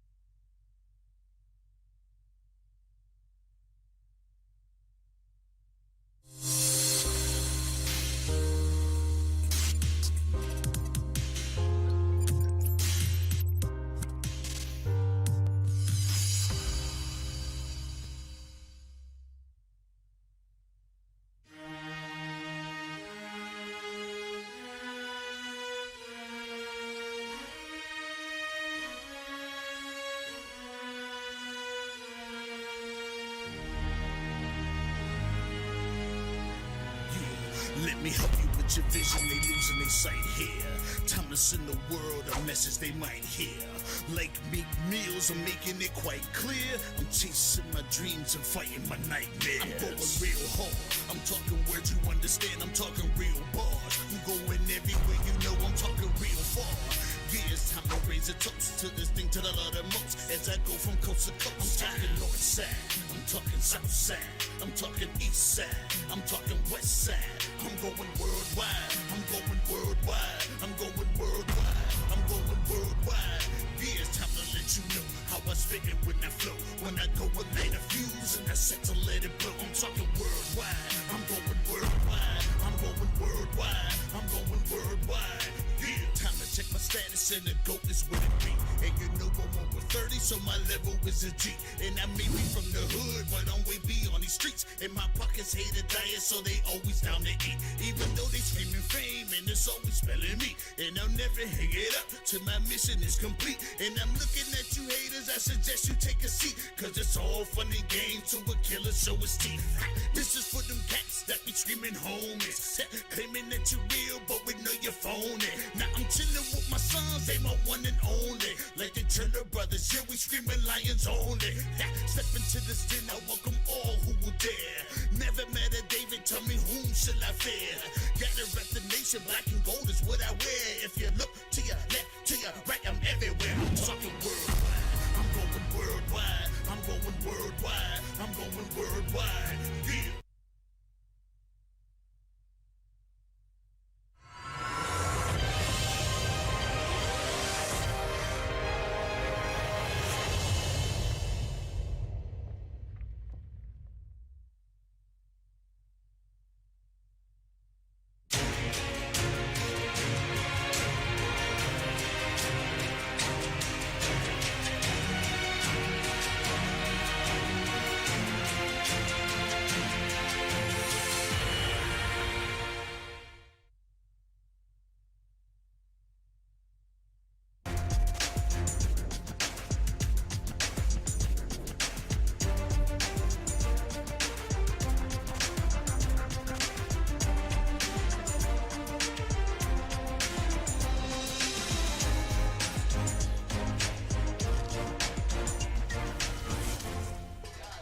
And welcome back to the Roxamore Sports Network, live from the Wolverina. We have the visiting Penn Trafford Warriors and the Woodland Hills Wolverines, and Penn Trafford up ahead 17-6. A couple touchdowns by Carter Green, and of course a field goal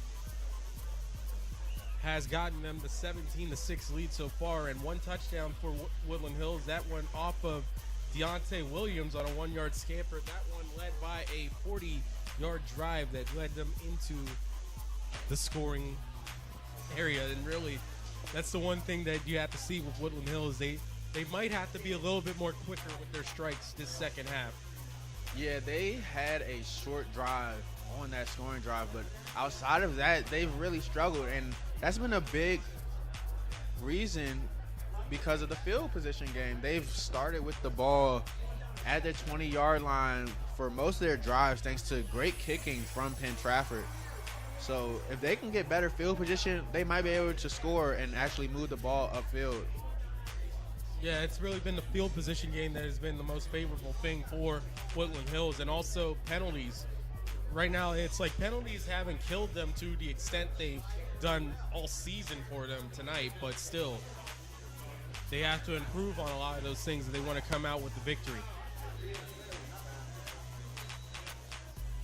And this game is brought to you by Alex Beasley Plumbing. Make things easy, just call Beasley, where we take the sting out of your plumbing woes. Call 412-271-9293 to schedule your appointment. And you gotta try Shelly Pie, the best pizza in Pittsburgh, located at 912 Penn Avenue in Turtle Creek. Check out the menu at shellypie.com and place an order by calling 412-646-2560. Penn Trafford will kick it to Woodland Hills to start this second half. And what are you looking to see out of these Wolverines?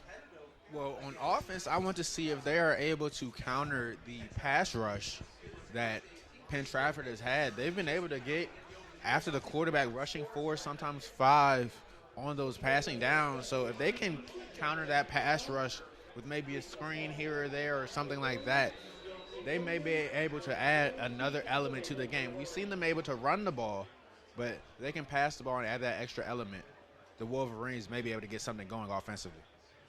So Schlesinger will kick off here, and he's been able to boom it into the end zone his last 2 tries. And this one, more of the same, a third time. That'll bounce in the end zone, and the Wolverines will start at the 20. So starting at the 20-yard line again for the Wolverines.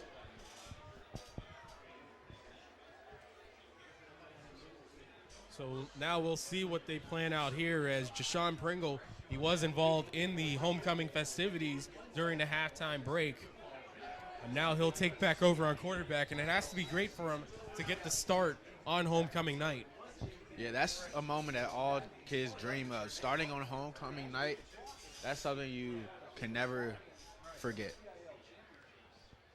So they go doubles here, 2 left and right, running back to his right. They motion over. It's Williams, back to pass goes Pringle. Pringle steps up. Pringle, he's wrapped down, and he is sacked. And it looked like it was receivers open on the bottom of the screen there, but they were unable to get the ball to them. That was the nose tackle, Joe Enick, on the sack, and Penn Trafford gets a good start on defense as now it's 2nd and long. But it was only a loss of 1, even though with it, because he was stepping up. He looked like he was ready to run, but Enick was right there. And one thing I noticed on that last play is there wasn't any adjustment made by the Penn Trafford defense on that motion. He gives it to Jones, bounces to the left. Jones fights through there, and really, it might have been a strong tackle by Jacob Otto that made the difference between him getting into the second level there. Yeah, good tackle, and also a good fill by Yakimelli coming downhill, taking on the receiver's block and helping out on that tackle. I think that intuitiveness as a running back helps him in that situation, coming down as a safety. Yes, it was the 2 defensive backs in there, but they got down there quick. 6-yard gain for Jones, and now it's 3rd and 5. Trips bunch, and they break it open. Now it's just trips to the right, 1 receiver to the left. Jones in the backfield. Back goes Pringle. Looking long. Makes a couple men miss, and now he'll take off, and he's wrapped down by a few Penn Trafford players. And it'll depend on where they spot it, and it looks like they do give him the first down. But you don't want your running back to be picking up a defensive end on that one. So it probably was a little miscommunication on the blocking scheme as Jones tried to pick up the D end. And you can't really have a guy of Jones' stature trying to make that block up high. Yeah, Brandon Jones really, there's been a couple plays this season in which he's really been able to spring out those blocks that got their quarterbacks on the move. And he's doing it again tonight. So now, new set of downs, 1st and 10. Tight bunch to the right, 1 receiver to the left. Pringle rolling right. Nice block by Jones, looking for Williams. And that one a little too high, incomplete. But I like what they were doing there. That's a play they ran in the first half, but the pressure did get to Williams, or to Pringle, excuse me, on the first half play. But this time they were able to bring Jones and shift him on the opposite side of formation to help out when the quarterback rolled out. So good play design there. That might be something they come back to later in the game as they were just out of reach for Williams. Yeah, a little bit lower, and Williams has a little bit of room for space, and I've seen him take off down the right sideline plenty of times, and he put that one to the house, no doubt. 2nd and 10, trips to the right, running back to the left, and he'll have it. It's Jones. Jones up towards right tackle spot, moves up a little bit closer, maybe 2 or so yards. And they used that 3 deep safety look once again, almost in a quarters look. Some might say a quarters look for that Penn Trafford defense. So it's 5 in the box. You have 7 in the box for Woodland Hills. So if they can keep taking advantage of that running the ball, one of those is bound to spring. Yeah, a lot of those run plays are a little bit slow developing for the blockers. That's the difference between them breaking in to the second level and really picking up chunk plays on the ground. 1 yard gain on that last play, so here it's 3rd and 9. Now they go trips to the left and a receiver out high. Looks like it's Williams. And then five in the box once again. Here's Pringle. Floating this one long, looking for Williams, and he overshot that one. Incomplete. But Pringle showing off some arm strength on that one. Outshooting even the safety's angle. So close there, but still, you have to like the aggressiveness there. They challenged them in that 3 safety look, and now it's only a matter of time. They just gotta float that one a little bit more for Williams. But it's 4th and 9, and Pringle's still standing back there. So what's their plan? And it looks like Williams coming off late. He will go for the punt, and this one on the far right hash. It's Green back there again. He boots this one. Green calling for the fair catch, falling forward for that one. He'll fair catch it at the 42-yard line. Good field position once again for the Warriors. So now here comes the Penn Trafford offense, and of course we could talk all day about it. John Green, really the difference so far in this game. 2 touchdowns, 12 tries out there rushing for 136 yards, and really he's been the answer for every question that Woodland Hills would give them, and they managed to shut down Yacomelli, but that's the big guy out there. That's expected for you to go after him, but Green has been a welcome surprise at least, but a lot of people do know his name. And both are averaging over 8 yards a carry so far on the season.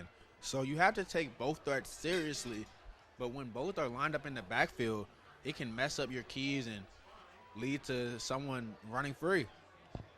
Right now, a Wolverine is down at the 45-yard line.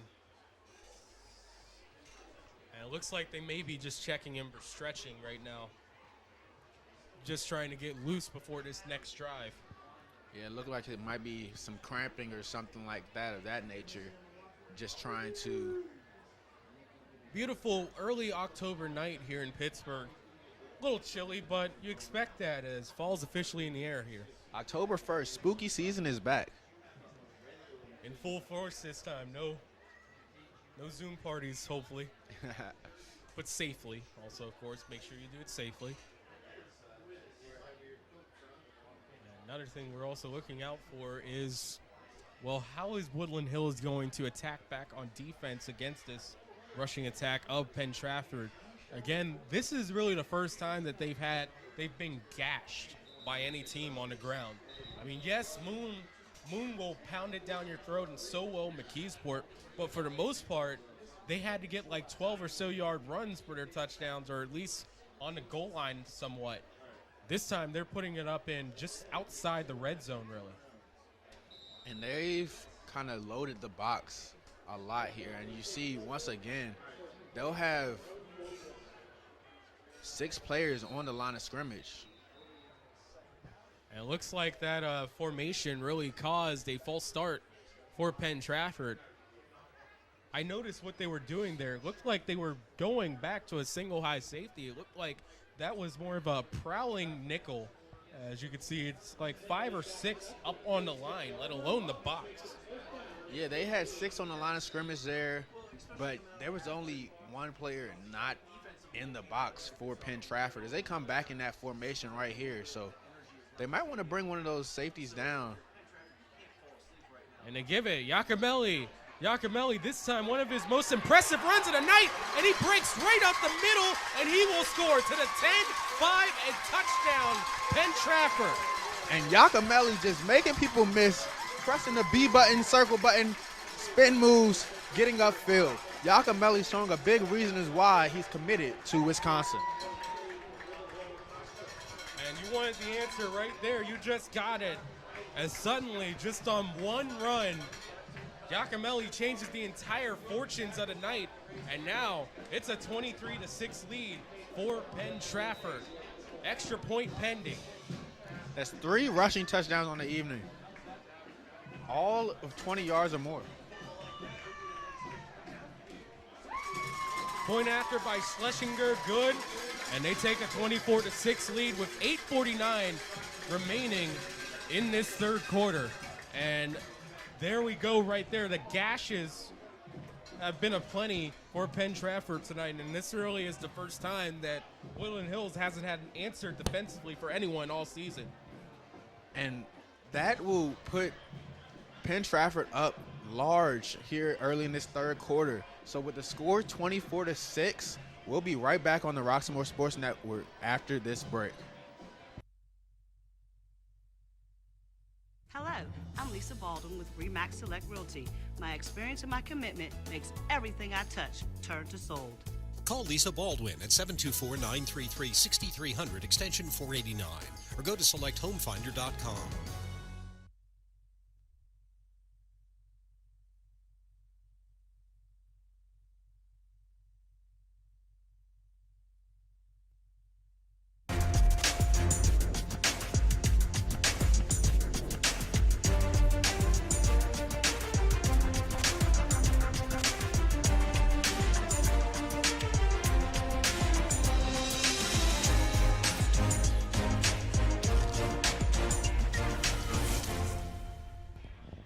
Run by Yakimelli, a 64-yard scampered into the end zone.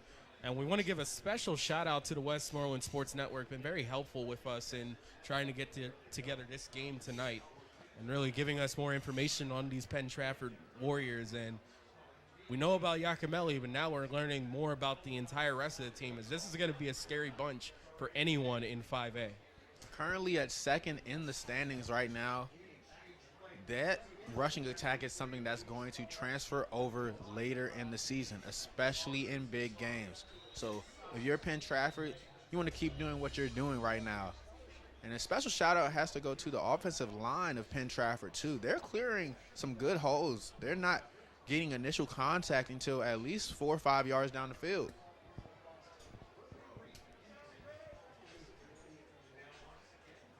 So Penn Trafford back out for the kickoff, and back for the Wolverines. It's Angelo Reddix and Brandon Jones.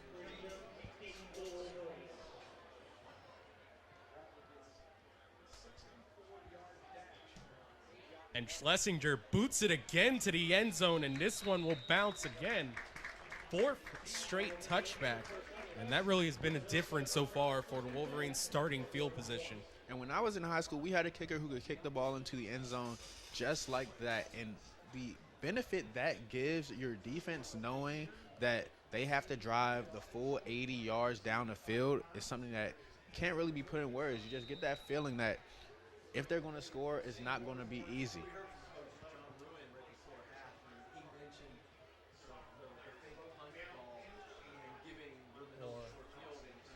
So now here comes the Wolverines, and they're in desperate need of a score here. And they'll move Williams back into the backfield. And here is Deontay Williams, busts over to the left side. Looks like he manages to pick up 8 yards there as a Wolverine lost a helmet on the play. And with the helmet off, he has to check out of the game here. Look like it's a little bit of words after the play. Things are getting physical down in those trenches. It looks like that was Lee Anthony Smith who lost his helmet. So in for him will be number 76, Antonio Nash.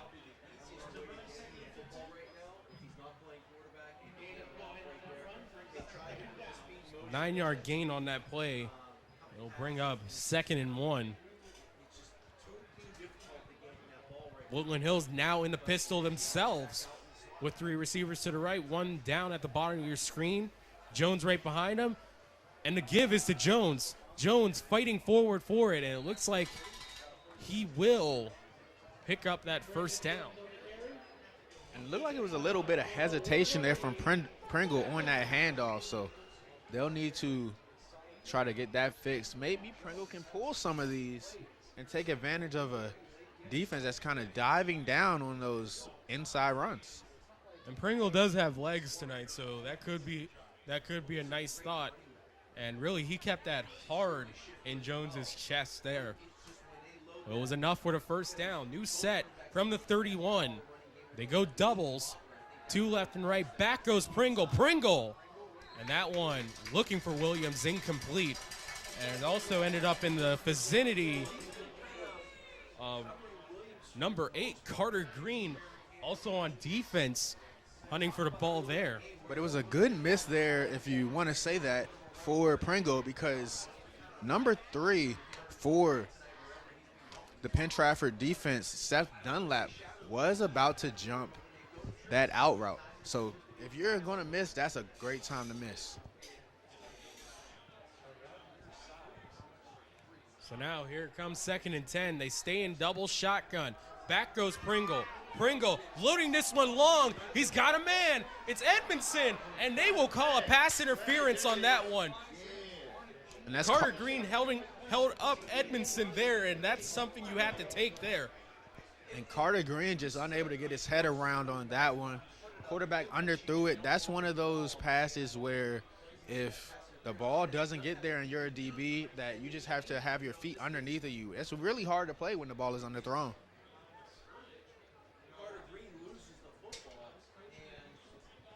So that'll be 15 yards. Yeah, no spot of foul penalty in high school. So if it was spot of foul just like in the NFL, that's over on the 31. Or maybe like the opposite. Yeah, around the 40 actually, excuse me. But even with that 15 yards, that's a free first down. We saw a free first down come on the last Woodland Hills drive they had the ball. Maybe this time they can get points out of it. So from the Penn Trafford 46, a 1st and 10 after the defensive pass interference. Pringle fakes the give from Williams, gives it to Jones up the middle. And he fights forward, and he looks like he'll end up about a yard short from the first down yardage. And that's north and south there on that run, and they've had success running in between the tackles trying to get north and south, more so than they've had on those outside zones, those stretches, those veers. So if they can keep the ball going north and south, they might be able to take advantage. As you can see here, there's only 5 people in the box right now. They give it up the middle again to Jones, and this time he slid down by Garrett Mattis, the senior inside linebacker for Penn Trafford. And that looked like it was a 4-yard carry. I'm not that good at math, but I know 3 times 4 equals first down. I like easy math. So now, 1st down and 10 for the Wolverines as now they're driving. Down 18. That one floated high and almost intercepted by Liam Hillman. And Pringle's missed high a lot, and that one almost came back to bite him. Got to capitalize off those ones when those hit you right in the hands. Yeah, I think it was Williams was really the one guy back on that right side, and it would have been pick 6 territory for him. Looked like they ran an Ohio concept out there with the stretch deep route and then an out route right off of it. 2nd down and 10. They stay in the doubles. Motion over Edmondson. Give to Jones up the middle. Ball. And he lost the ball. And it looks like Penn Trafford saying they have it. Looks like Seth Dunlap and fell they on do that say one. they have it. So Seth Dunlap falling on that one in the pile, and then Penn Trafford able to come up with the turnover. So once again, good starting field position.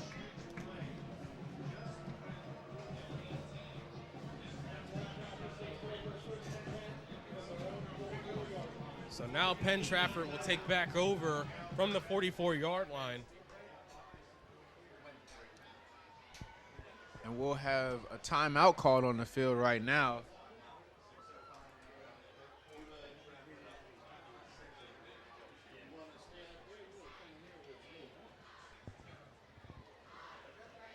So with Woodland Hills down 24-6, they'll have to prevent points coming off of this turnover. Yeah, this is not what the Wolverine defense want it right now. Right now they're fighting. They're fighting gravity right now, and it's not working out.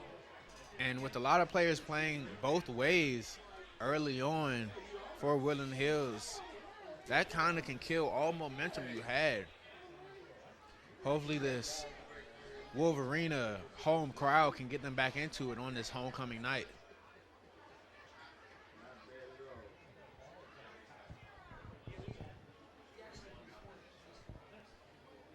Now it looks like an extended break here.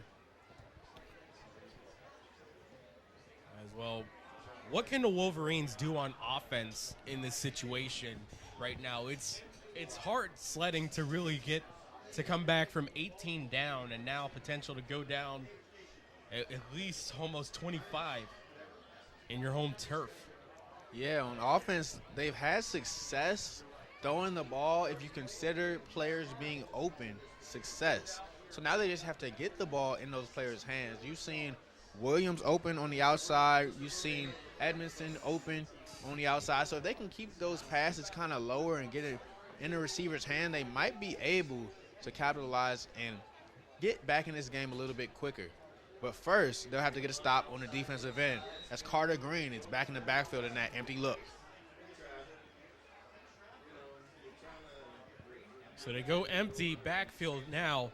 Wolverines crowd up, and Green running right. Green, he's got daylight. Green to the 35, to the 30, and knocked down at around the 26-yard line.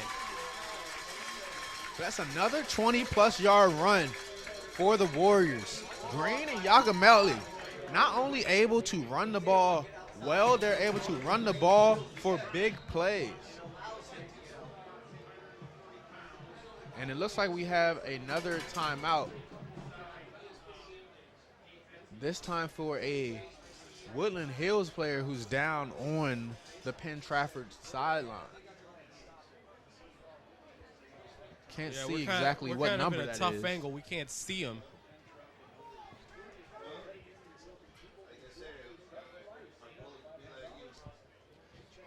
And man, it's a tough angle. Player down. I can't see. So with that player down, that'll be the second player injured on defense for Woodland Hills. That's Woodland Hills number 8, Sonny McClinton, as he's down with an injury. And so now the corner's corpse for Woodland Hills starting to dwindle as well. They're without their safety, Lewis Calloway to third, and now they're losing, well, their slot corner in McClinton. And it looks like he'll walk off on his own power. Yeah, that's a good sign for Woodland Hills, as they don't want to lose their slot corner. Their slot corner and safeties play so much of a big part of their nickel defense. And they need all those defensive backs on the field, especially with the way that there's been so much speed on the field for Woodland Hills, or for Penn Trafford, excuse me, out of that backfield. And Noah Hutcherson looks like he's playing that safety position over Blue Calloway. And now Green motions over Jolly. They give to Yakamelli. He manages to fight forward there as he'll get a 6-yard gain. And that's Jeremiah Ramsey with the tackle. One of those seniors for Woodland Hills playing in their final homecoming of their high school careers.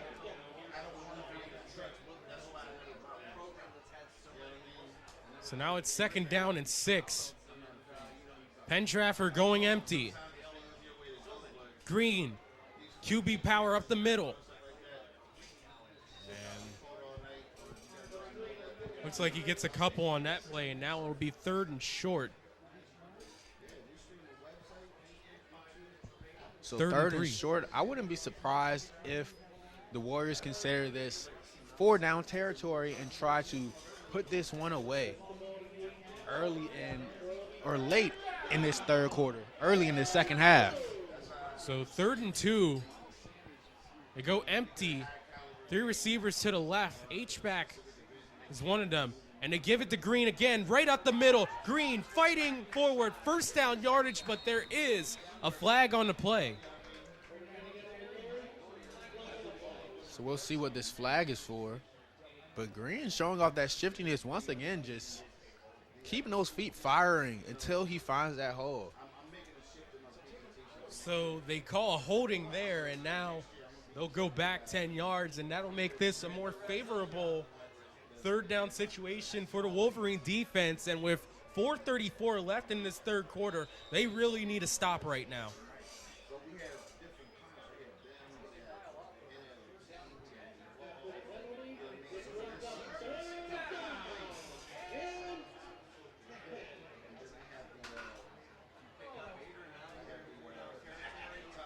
So, correction, 3rd down and 10. Split Yakimelli all the way out on the bottom of the screen.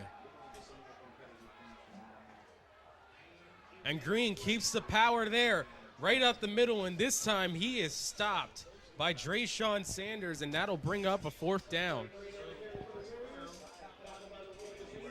They try to go with some misdirection on that one, bringing the H-back back across the formation at the snap to try to block that backside at the end.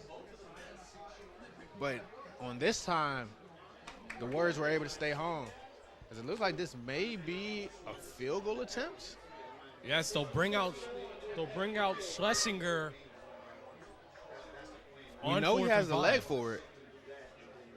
He hit it from around this distance, maybe a little bit further back in warm-ups. Williams back for it. Here's the kick by Schlesinger, right down the middle and good. That'll give the Warriors a 21-point lead. 27-6 after that field goal for Penn Trafford.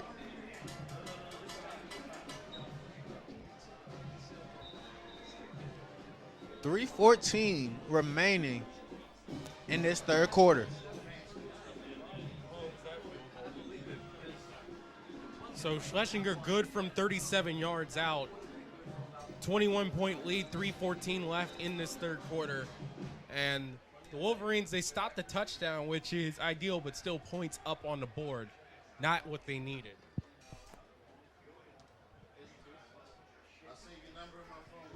So that's the 2nd field goal that Penn Trafford has been held to in the red zone. So now here's where Penn Trafford has really been able to make their money tonight on the kickoffs. 4 touchbacks for Schlesinger and 2 field goals tonight. And he booms this one yet again. Another touchback, now 5th on the day for Schlesinger.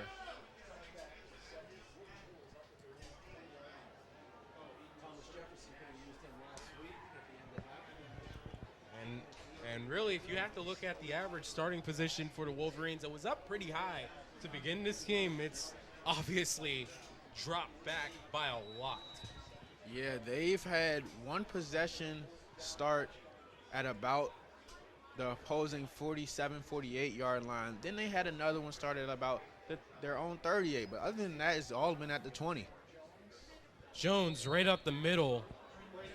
Fights forward for maybe 2 or 3.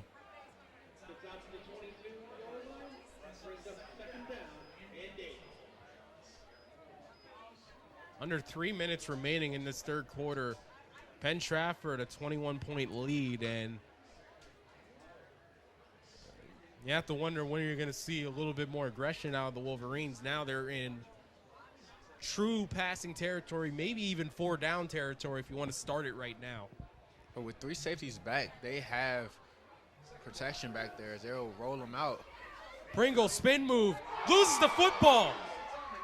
And it looks like it'll be recovered by Woodland Hills as Pringle tried to spin away from danger there, and he managed to go right into the face of a Penn Trafford player.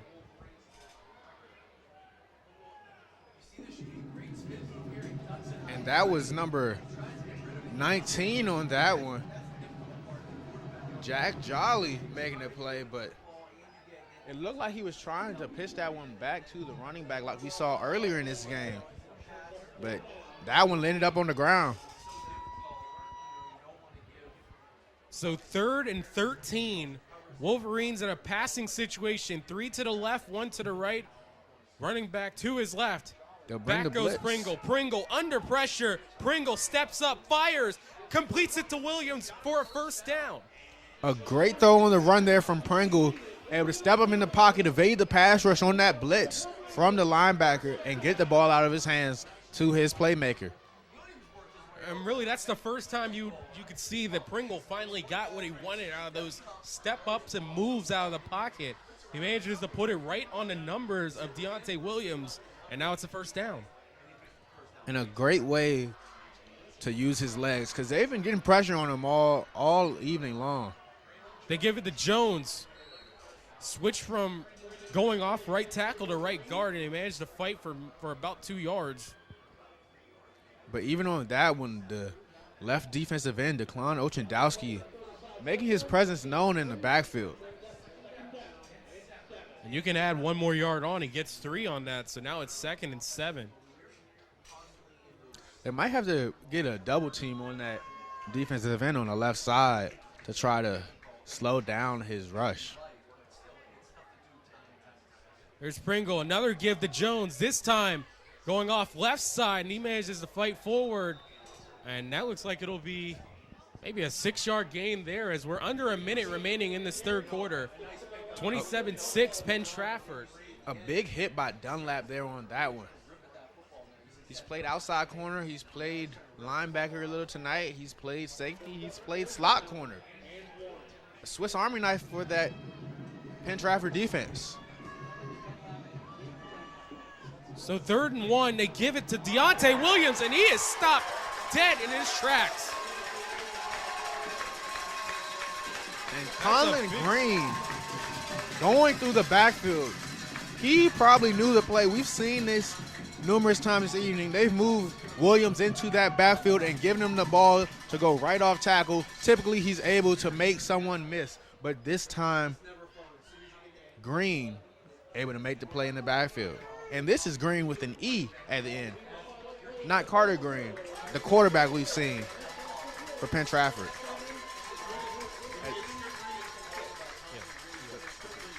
So that'll end this third quarter of action as it's Penn Trafford up 21. The score, the Warriors 27, the Woodland Hills Wolverines 6. And we'll be right back with fourth quarter action on the Roxamore Sports Network.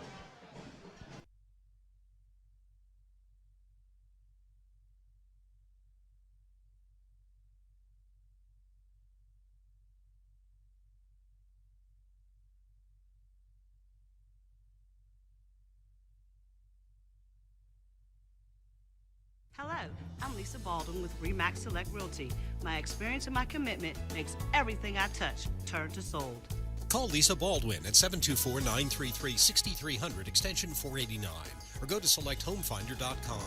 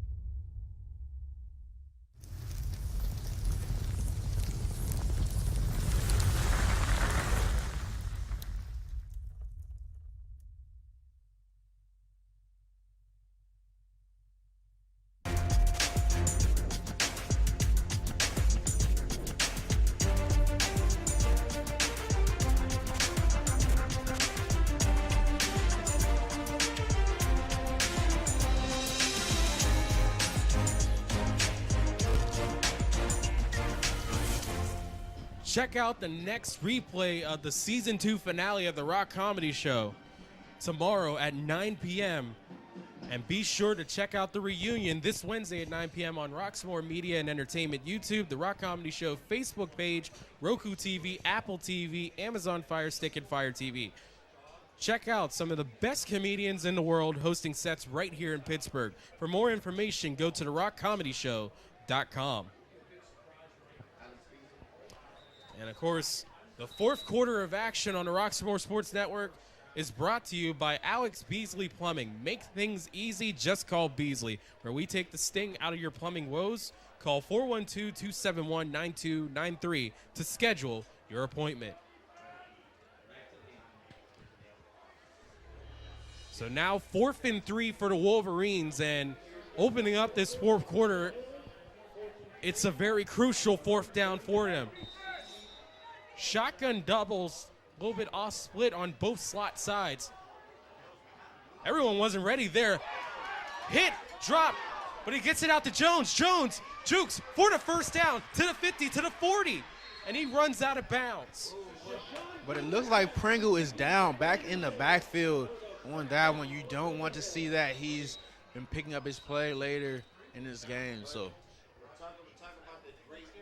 But, man, what a great play by Pringle. He knew he was going to take a hit, and he managed to dump it off to Brandon Jones as he managed to get up for first down territory.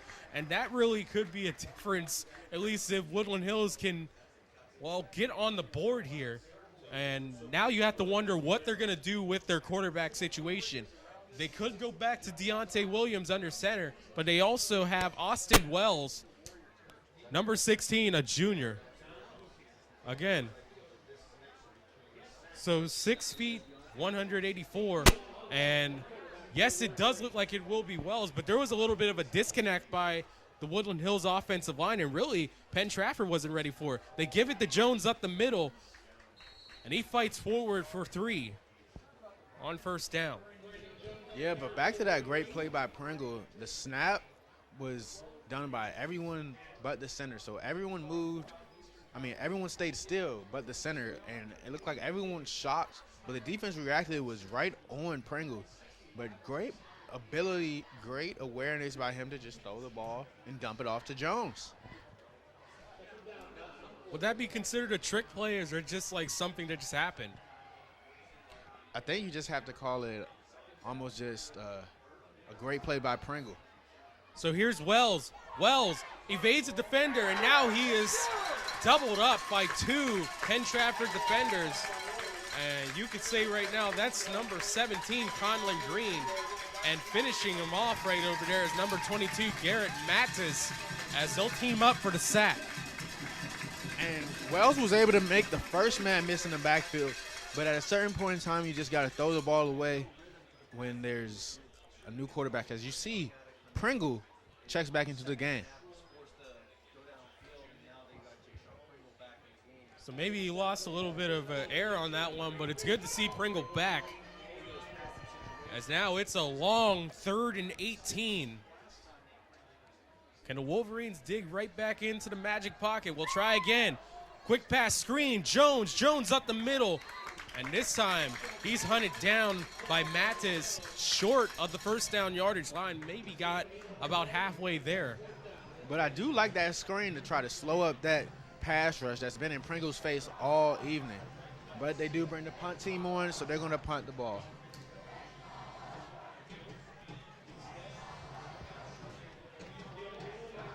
So now only a 7-yard gain according to the official scorekeeper, and now we'll see the punt team with 9:42 left in this game. Williams, high snap, boots this one long, and that one, Green, fair catches at around the 9-yard line. So that'll be the worst field position for Penn Trafford this evening, as we are in the fourth quarter, a little over 9 minutes remaining.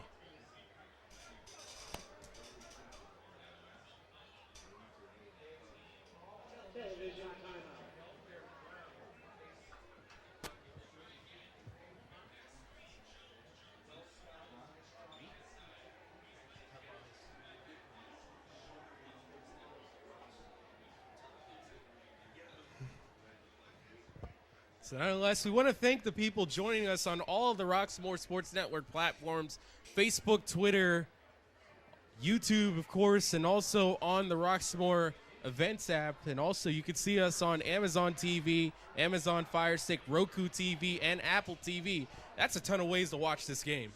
Yeah, I like using Roku. I got a Roku at home. Great way to watch. Just go to one of those apps I have. Almost all the apps are on my Roku. Just watch it however I can. Of course, I'm a simple man. I see YouTube has it available, and I go right there. But regardless, you cannot go wrong with anything you choose on the Roxamore Sports Network. I'm Ty Polk with Stan Beckton, and we thank you so much for tuning into this game. It's a special night for both of us. It's a special night for Woodland Hills with homecoming, even though right now it's 27-6, but still a lot of game left, and you never know. I mean, we've seen high schools come back from 18 down with like 2 minutes left on ESPN of all places. So why not on the Roxamore Sports Network? One of the best in the game right now. And we've seen big plays happen. We saw a 64-yard touchdown run earlier on. Of course, that was from Penn Trafford. But that being said, anyone can break a run at any moment. So we have to stay tuned to what happens all the way through this fourth quarter. We saw Brandon Jones with a 20-yard plus gain on a crazy play that last Woodland Hills possession. So they can get something going. They have the ability. So now here comes the Warrior offense. They'll take back over. This is probably their worst field position of the entire game as they started on the 10, and Woodland Hills looking to return the favor here.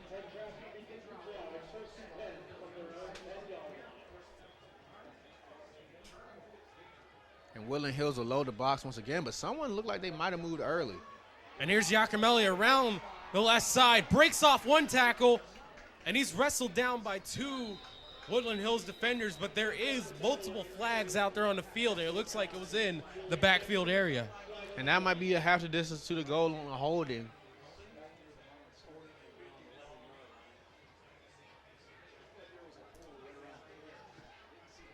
So with half the distance starting on the 10, they'll now go to a 1st and 15 from the 5-yard line.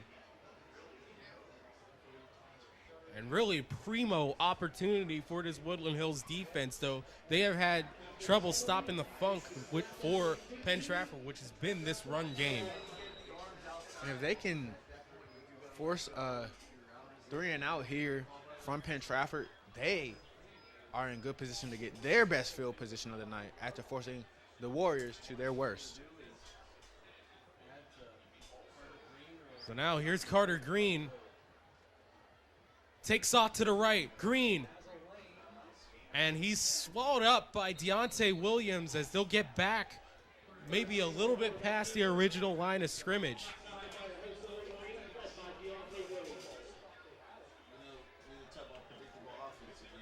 And really, when you talk about it, there's two stages of offense. It's what you see coming and if you can stop it. That's been the question tonight. And both teams have running games that are the big parts of their games, but one side has been able to at least shut them off more often, and the other side, well, has just had trouble, barrage from both quarterback and running back tonight.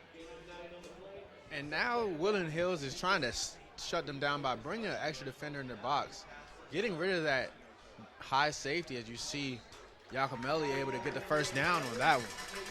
Yeah, Giacomelli rode 3 Woodland Hills defenders into first down yardage, and now the opportunity has been squandered for Woodland Hills in trying to at least maybe set up a favorable punt situation. So now they go back into the pistol, 2 receivers to the left. They give it off to Giacomelli, and he stopped up maybe back to the line of scrimmage, maybe a yard. And it looked like that was Dunlap there on that one. Excuse me, that's a mistake on my end. Flying through the defensive line was Jashawn Sanders, or flying through from linebacker actually was Jashawn Sanders. And of course, Penn Trafford is not like not like Moon, in which they have multiple runners, but they do have guys that could do something with the football. And now they'll spread the Woodland Hills defense back out. We've seen them run the ball when they do that earlier. They fake the give, and Green fights forward for about 4 or so right there. Green has 2 touchdowns on the night. Yakimelli has 1 touchdown, 64 yards. Yeah, Green's touchdowns, both of around 20 yards each, as he's been able to punish the Wolverines and won a little bit of a deja vu on a 4th and 1. And if you remember, Deontay Williams on a 4th and 2 ran home for a 57-yard touchdown against McKeesport. They motion over Yakimelli. He's now to the left slot. 3 to the right, 2 to the left. Here's Green. He'll actually throw this time. And this time he fires, and that's his first completion of the night.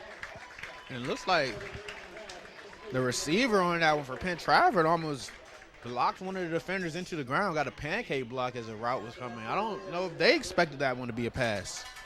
That one completed to Tommy Kalkstein for a first down. And that was the first pass from Green tonight.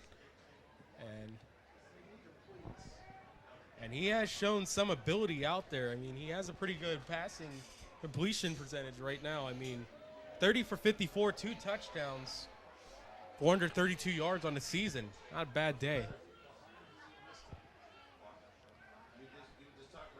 They give it to Yakimelli. Up the middle. 1 around his legs and 3 more up top. Stops him down. That's for a gain of 6.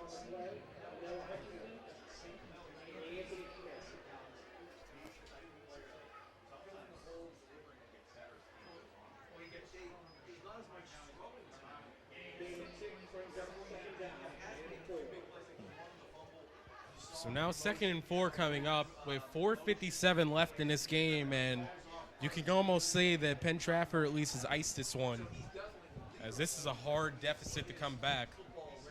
About 2 more first downs and Penn Trafford will be able to almost run out the clock. They motion over receiver to the right, and Green takes off to the left. Green. McDonough had a piece of him at first, and then the rest of the team converges, and Deontay Williams actually managed to squeeze the ball out, but they blow it dead. And that one's blown dead because they will give Green his forward progress on that one. They'll mark him at about the 45, but the ball was taken out at about the 44, 43-yard line. So because of forward progress, they will keep the ball. So it's looking like Penn Trafford at least has a claim to first place right now. It's right now just waiting on results from Gateway. New quarterback Kalkstein gives it up the middle. And that one up to number 22 of Penn Trafford. And that's Garrett Mattis. So new quarterback, new running back for Penn Trafford in right now.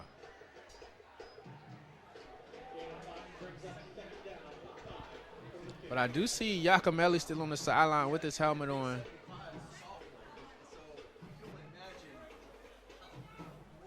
Mouthpiece in as well, so he may not be done for the night. So Kalkstein now in at quarterback. He had a touchdown last week. And Matez, who typically plays linebacker, as Kalkstein runs off to the left after the rollout. And he's stopped up right at midfield for no gain.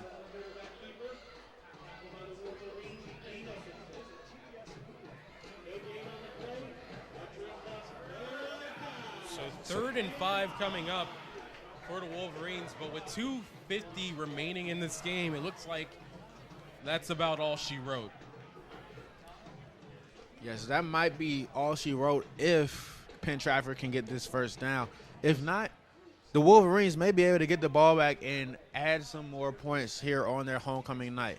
Try to end homecoming on a good note.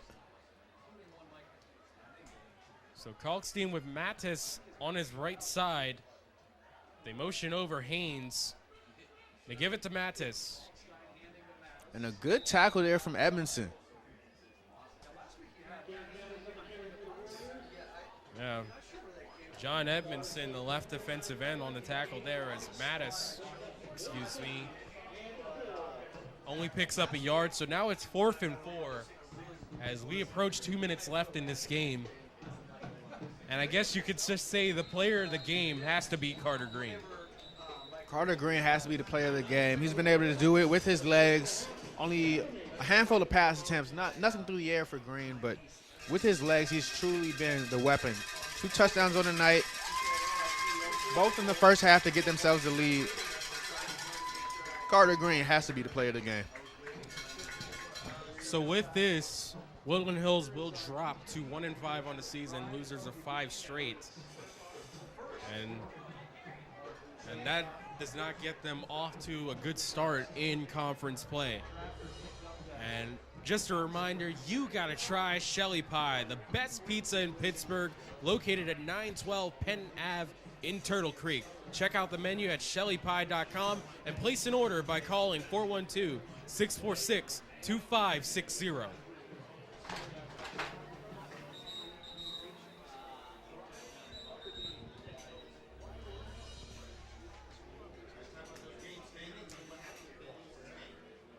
So Woodland Hills will drop to 1-5 on the season, and Penn Trafford will improve to 4-2. At this moment, they would take the lead in the 5A Big East, and Woodland Hills would still stay in 5th place. And actually, we just got the final in front of us. Gateway defeated Latrobe 53-7, so now this is the opportunity for them to tie it up. Kalkstein rolling right. Kalkstein firing high up the ladder, looking for Dunlap, but incomplete, and that will turn the ball over on downs. So now with a little bit under 2 minutes remaining, a handful of timeouts, Woodland Hills has a chance to score the final touchdown of their homecoming night. Yeah, you want to get off to a good start here, and keeping up with the rest of the 5A Big East, Franklin Regional has defeated Connellsville 36-0, and Franklin Regional is next up on the docket for the Woodland Hills Wolverines. Meanwhile, for Penn Trafford, they will take on Gateway next week. So a battle for first place next week between Gateway and Penn Trafford. Meanwhile, Woodland Hills and Franklin Regional will battle for that 4th-3rd slot, depending on what happens with Latrobe. Well, Latrobe has lost the game, so right now Latrobe and Franklin Regional are tied. Here's Pringle, steps up, loses the ball, and it looks like he's able to recover it.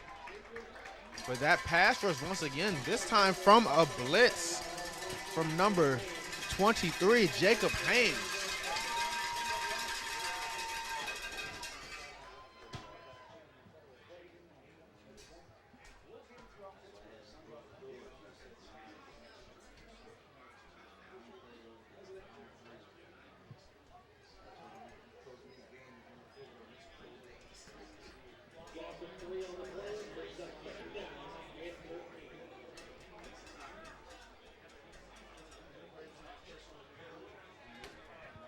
So now, 2nd and 13 for the Wolverines. Pringle at quarterback, Deontay Williams at the bottom of your screen on the right. 54 seconds remaining. Back goes Pringle, bubble screen to Williams. Manages to scoop that one off before it hits the turf. But they'll actually maybe lose a yard on that one. They'll actually call it incomplete and say that the ball was on the ground when Williams was able to scoop it up, so. That stops the clock. 3rd and 13, 47.6 remaining. And I'm surprised the clock kept running after that last one, the play before, but now with under a minute Third down, Woodland Hills is running out of time to get some more points. Back goes Pringle. Pringle steps up. He's hit and dropped. 2 players on that for Penn Trafford. And you could say Conlon Green on that one. And also number 55 for Penn Trafford, Lorenzo Montelato.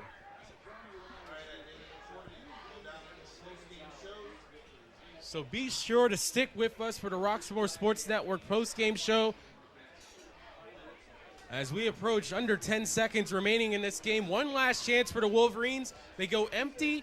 Back goes Pringle. Heavy rush up the middle. He's dropped down. He's sacked. And that will end the game with a turnover on downs with the sack. Lorenzo Montelato again. And we have reached the final score. Penn Trafford 27, Woodland Hills 6. 2 touchdowns for the quarterback. 1 touchdown for the running back for Penn Trafford. Penn Trafford spoils Woodland Hills homecoming night. We'll be right back with the post-game show here on the Roxamore Sports Network.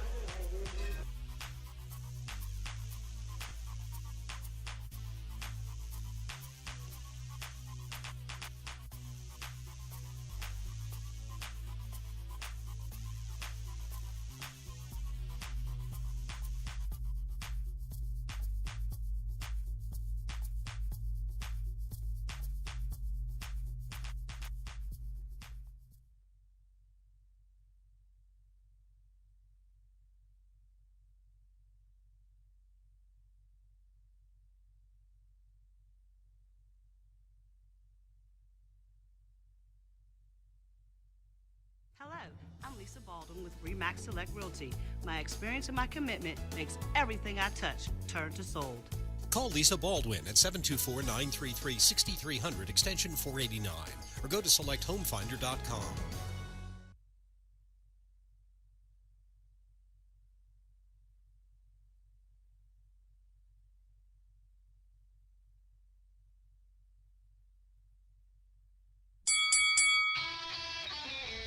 Hi, welcome to Fit for Boxing Club.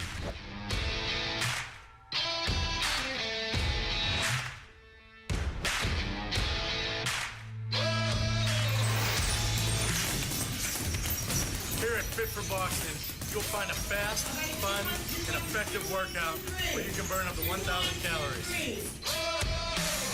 Come try a free class at Fit for Boxing, where beginners are always welcome. It's fun for the whole family, people of all ages. Old or young, it doesn't matter. In addition to our trainer-led workouts, we also offer private lessons, community fundraiser and team building events for local companies and more. Hi, my name's Mario. I've been a member at Fit 4 Boxing for a little over a year now. If you need to get a good workout in, come to Fit 4 Boxing, and Rich and his staff will take care of each and every one of you. Fit for Boxing Club is located in Hampton Township, just outside of the city of Pittsburgh on William Flynn Highway. Come learn how to box and have fun. Call Fit 4 Boxing Club at 412-213-3584 or visit our website at www.fit4boxingclub.com.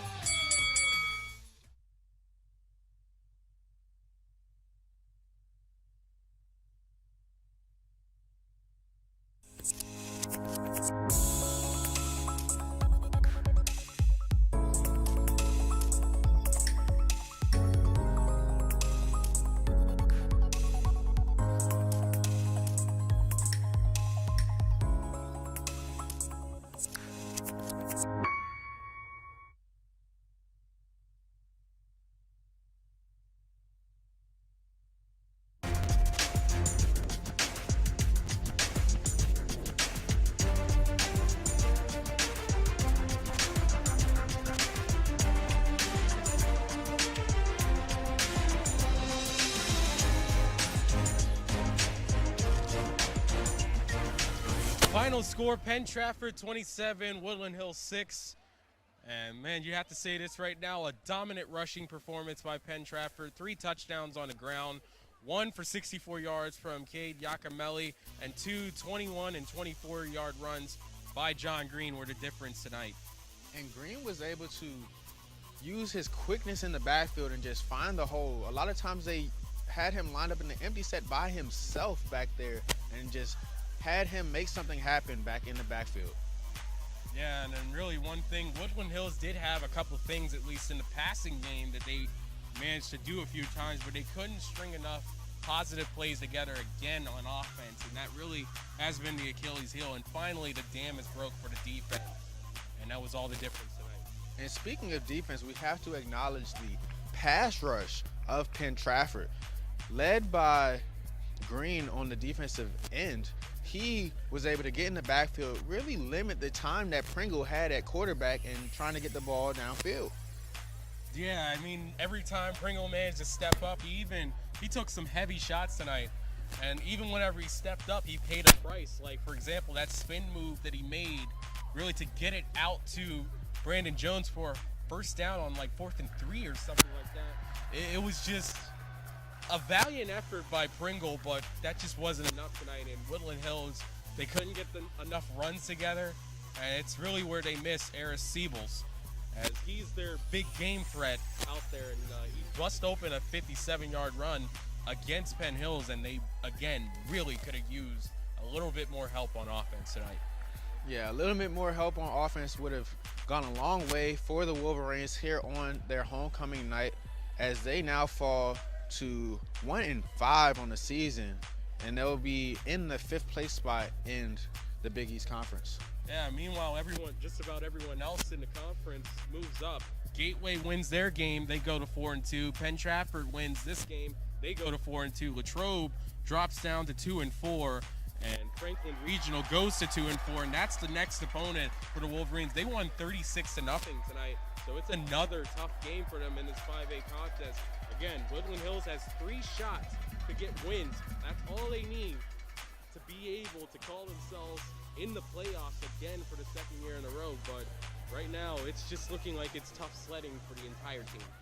Tough sledding. They've dealt with some injuries, some other issues, probably made it a little harder to practice. So hopefully this week they can get back to how they have been and try to help themselves as they enter their next game against Franklin Regional.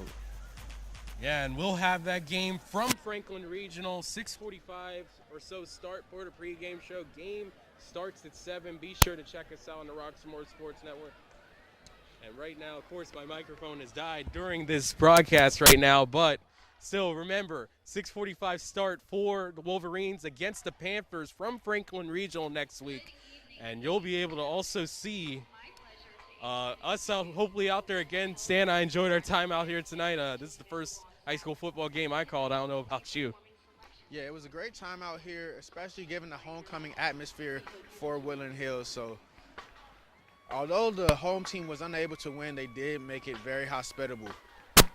All right, so as always, this is a Roxamore Sports Network telecast. All rights are reserved to the CEO and executive producer, Leon Rockymore. For more information, head to roxamoresports.com. Replays of this broadcast are available online and on demand from YouTube, Facebook, Roku TV, Apple TV, Amazon Fire Stick, and Fire TV. And also, you can check us out on Twitter as well. Our final score from the Wolverina, Penn Trafford 27, Woodland Hills 6. Be sure to tune in for the replay of the season finale for the Rock Comedy Show tomorrow at 9 p.m. For Stan Beckton and the rest of the Roxamore Sports Network crew, I'm Ty Polk saying good night from the Wolverine and so long till next time.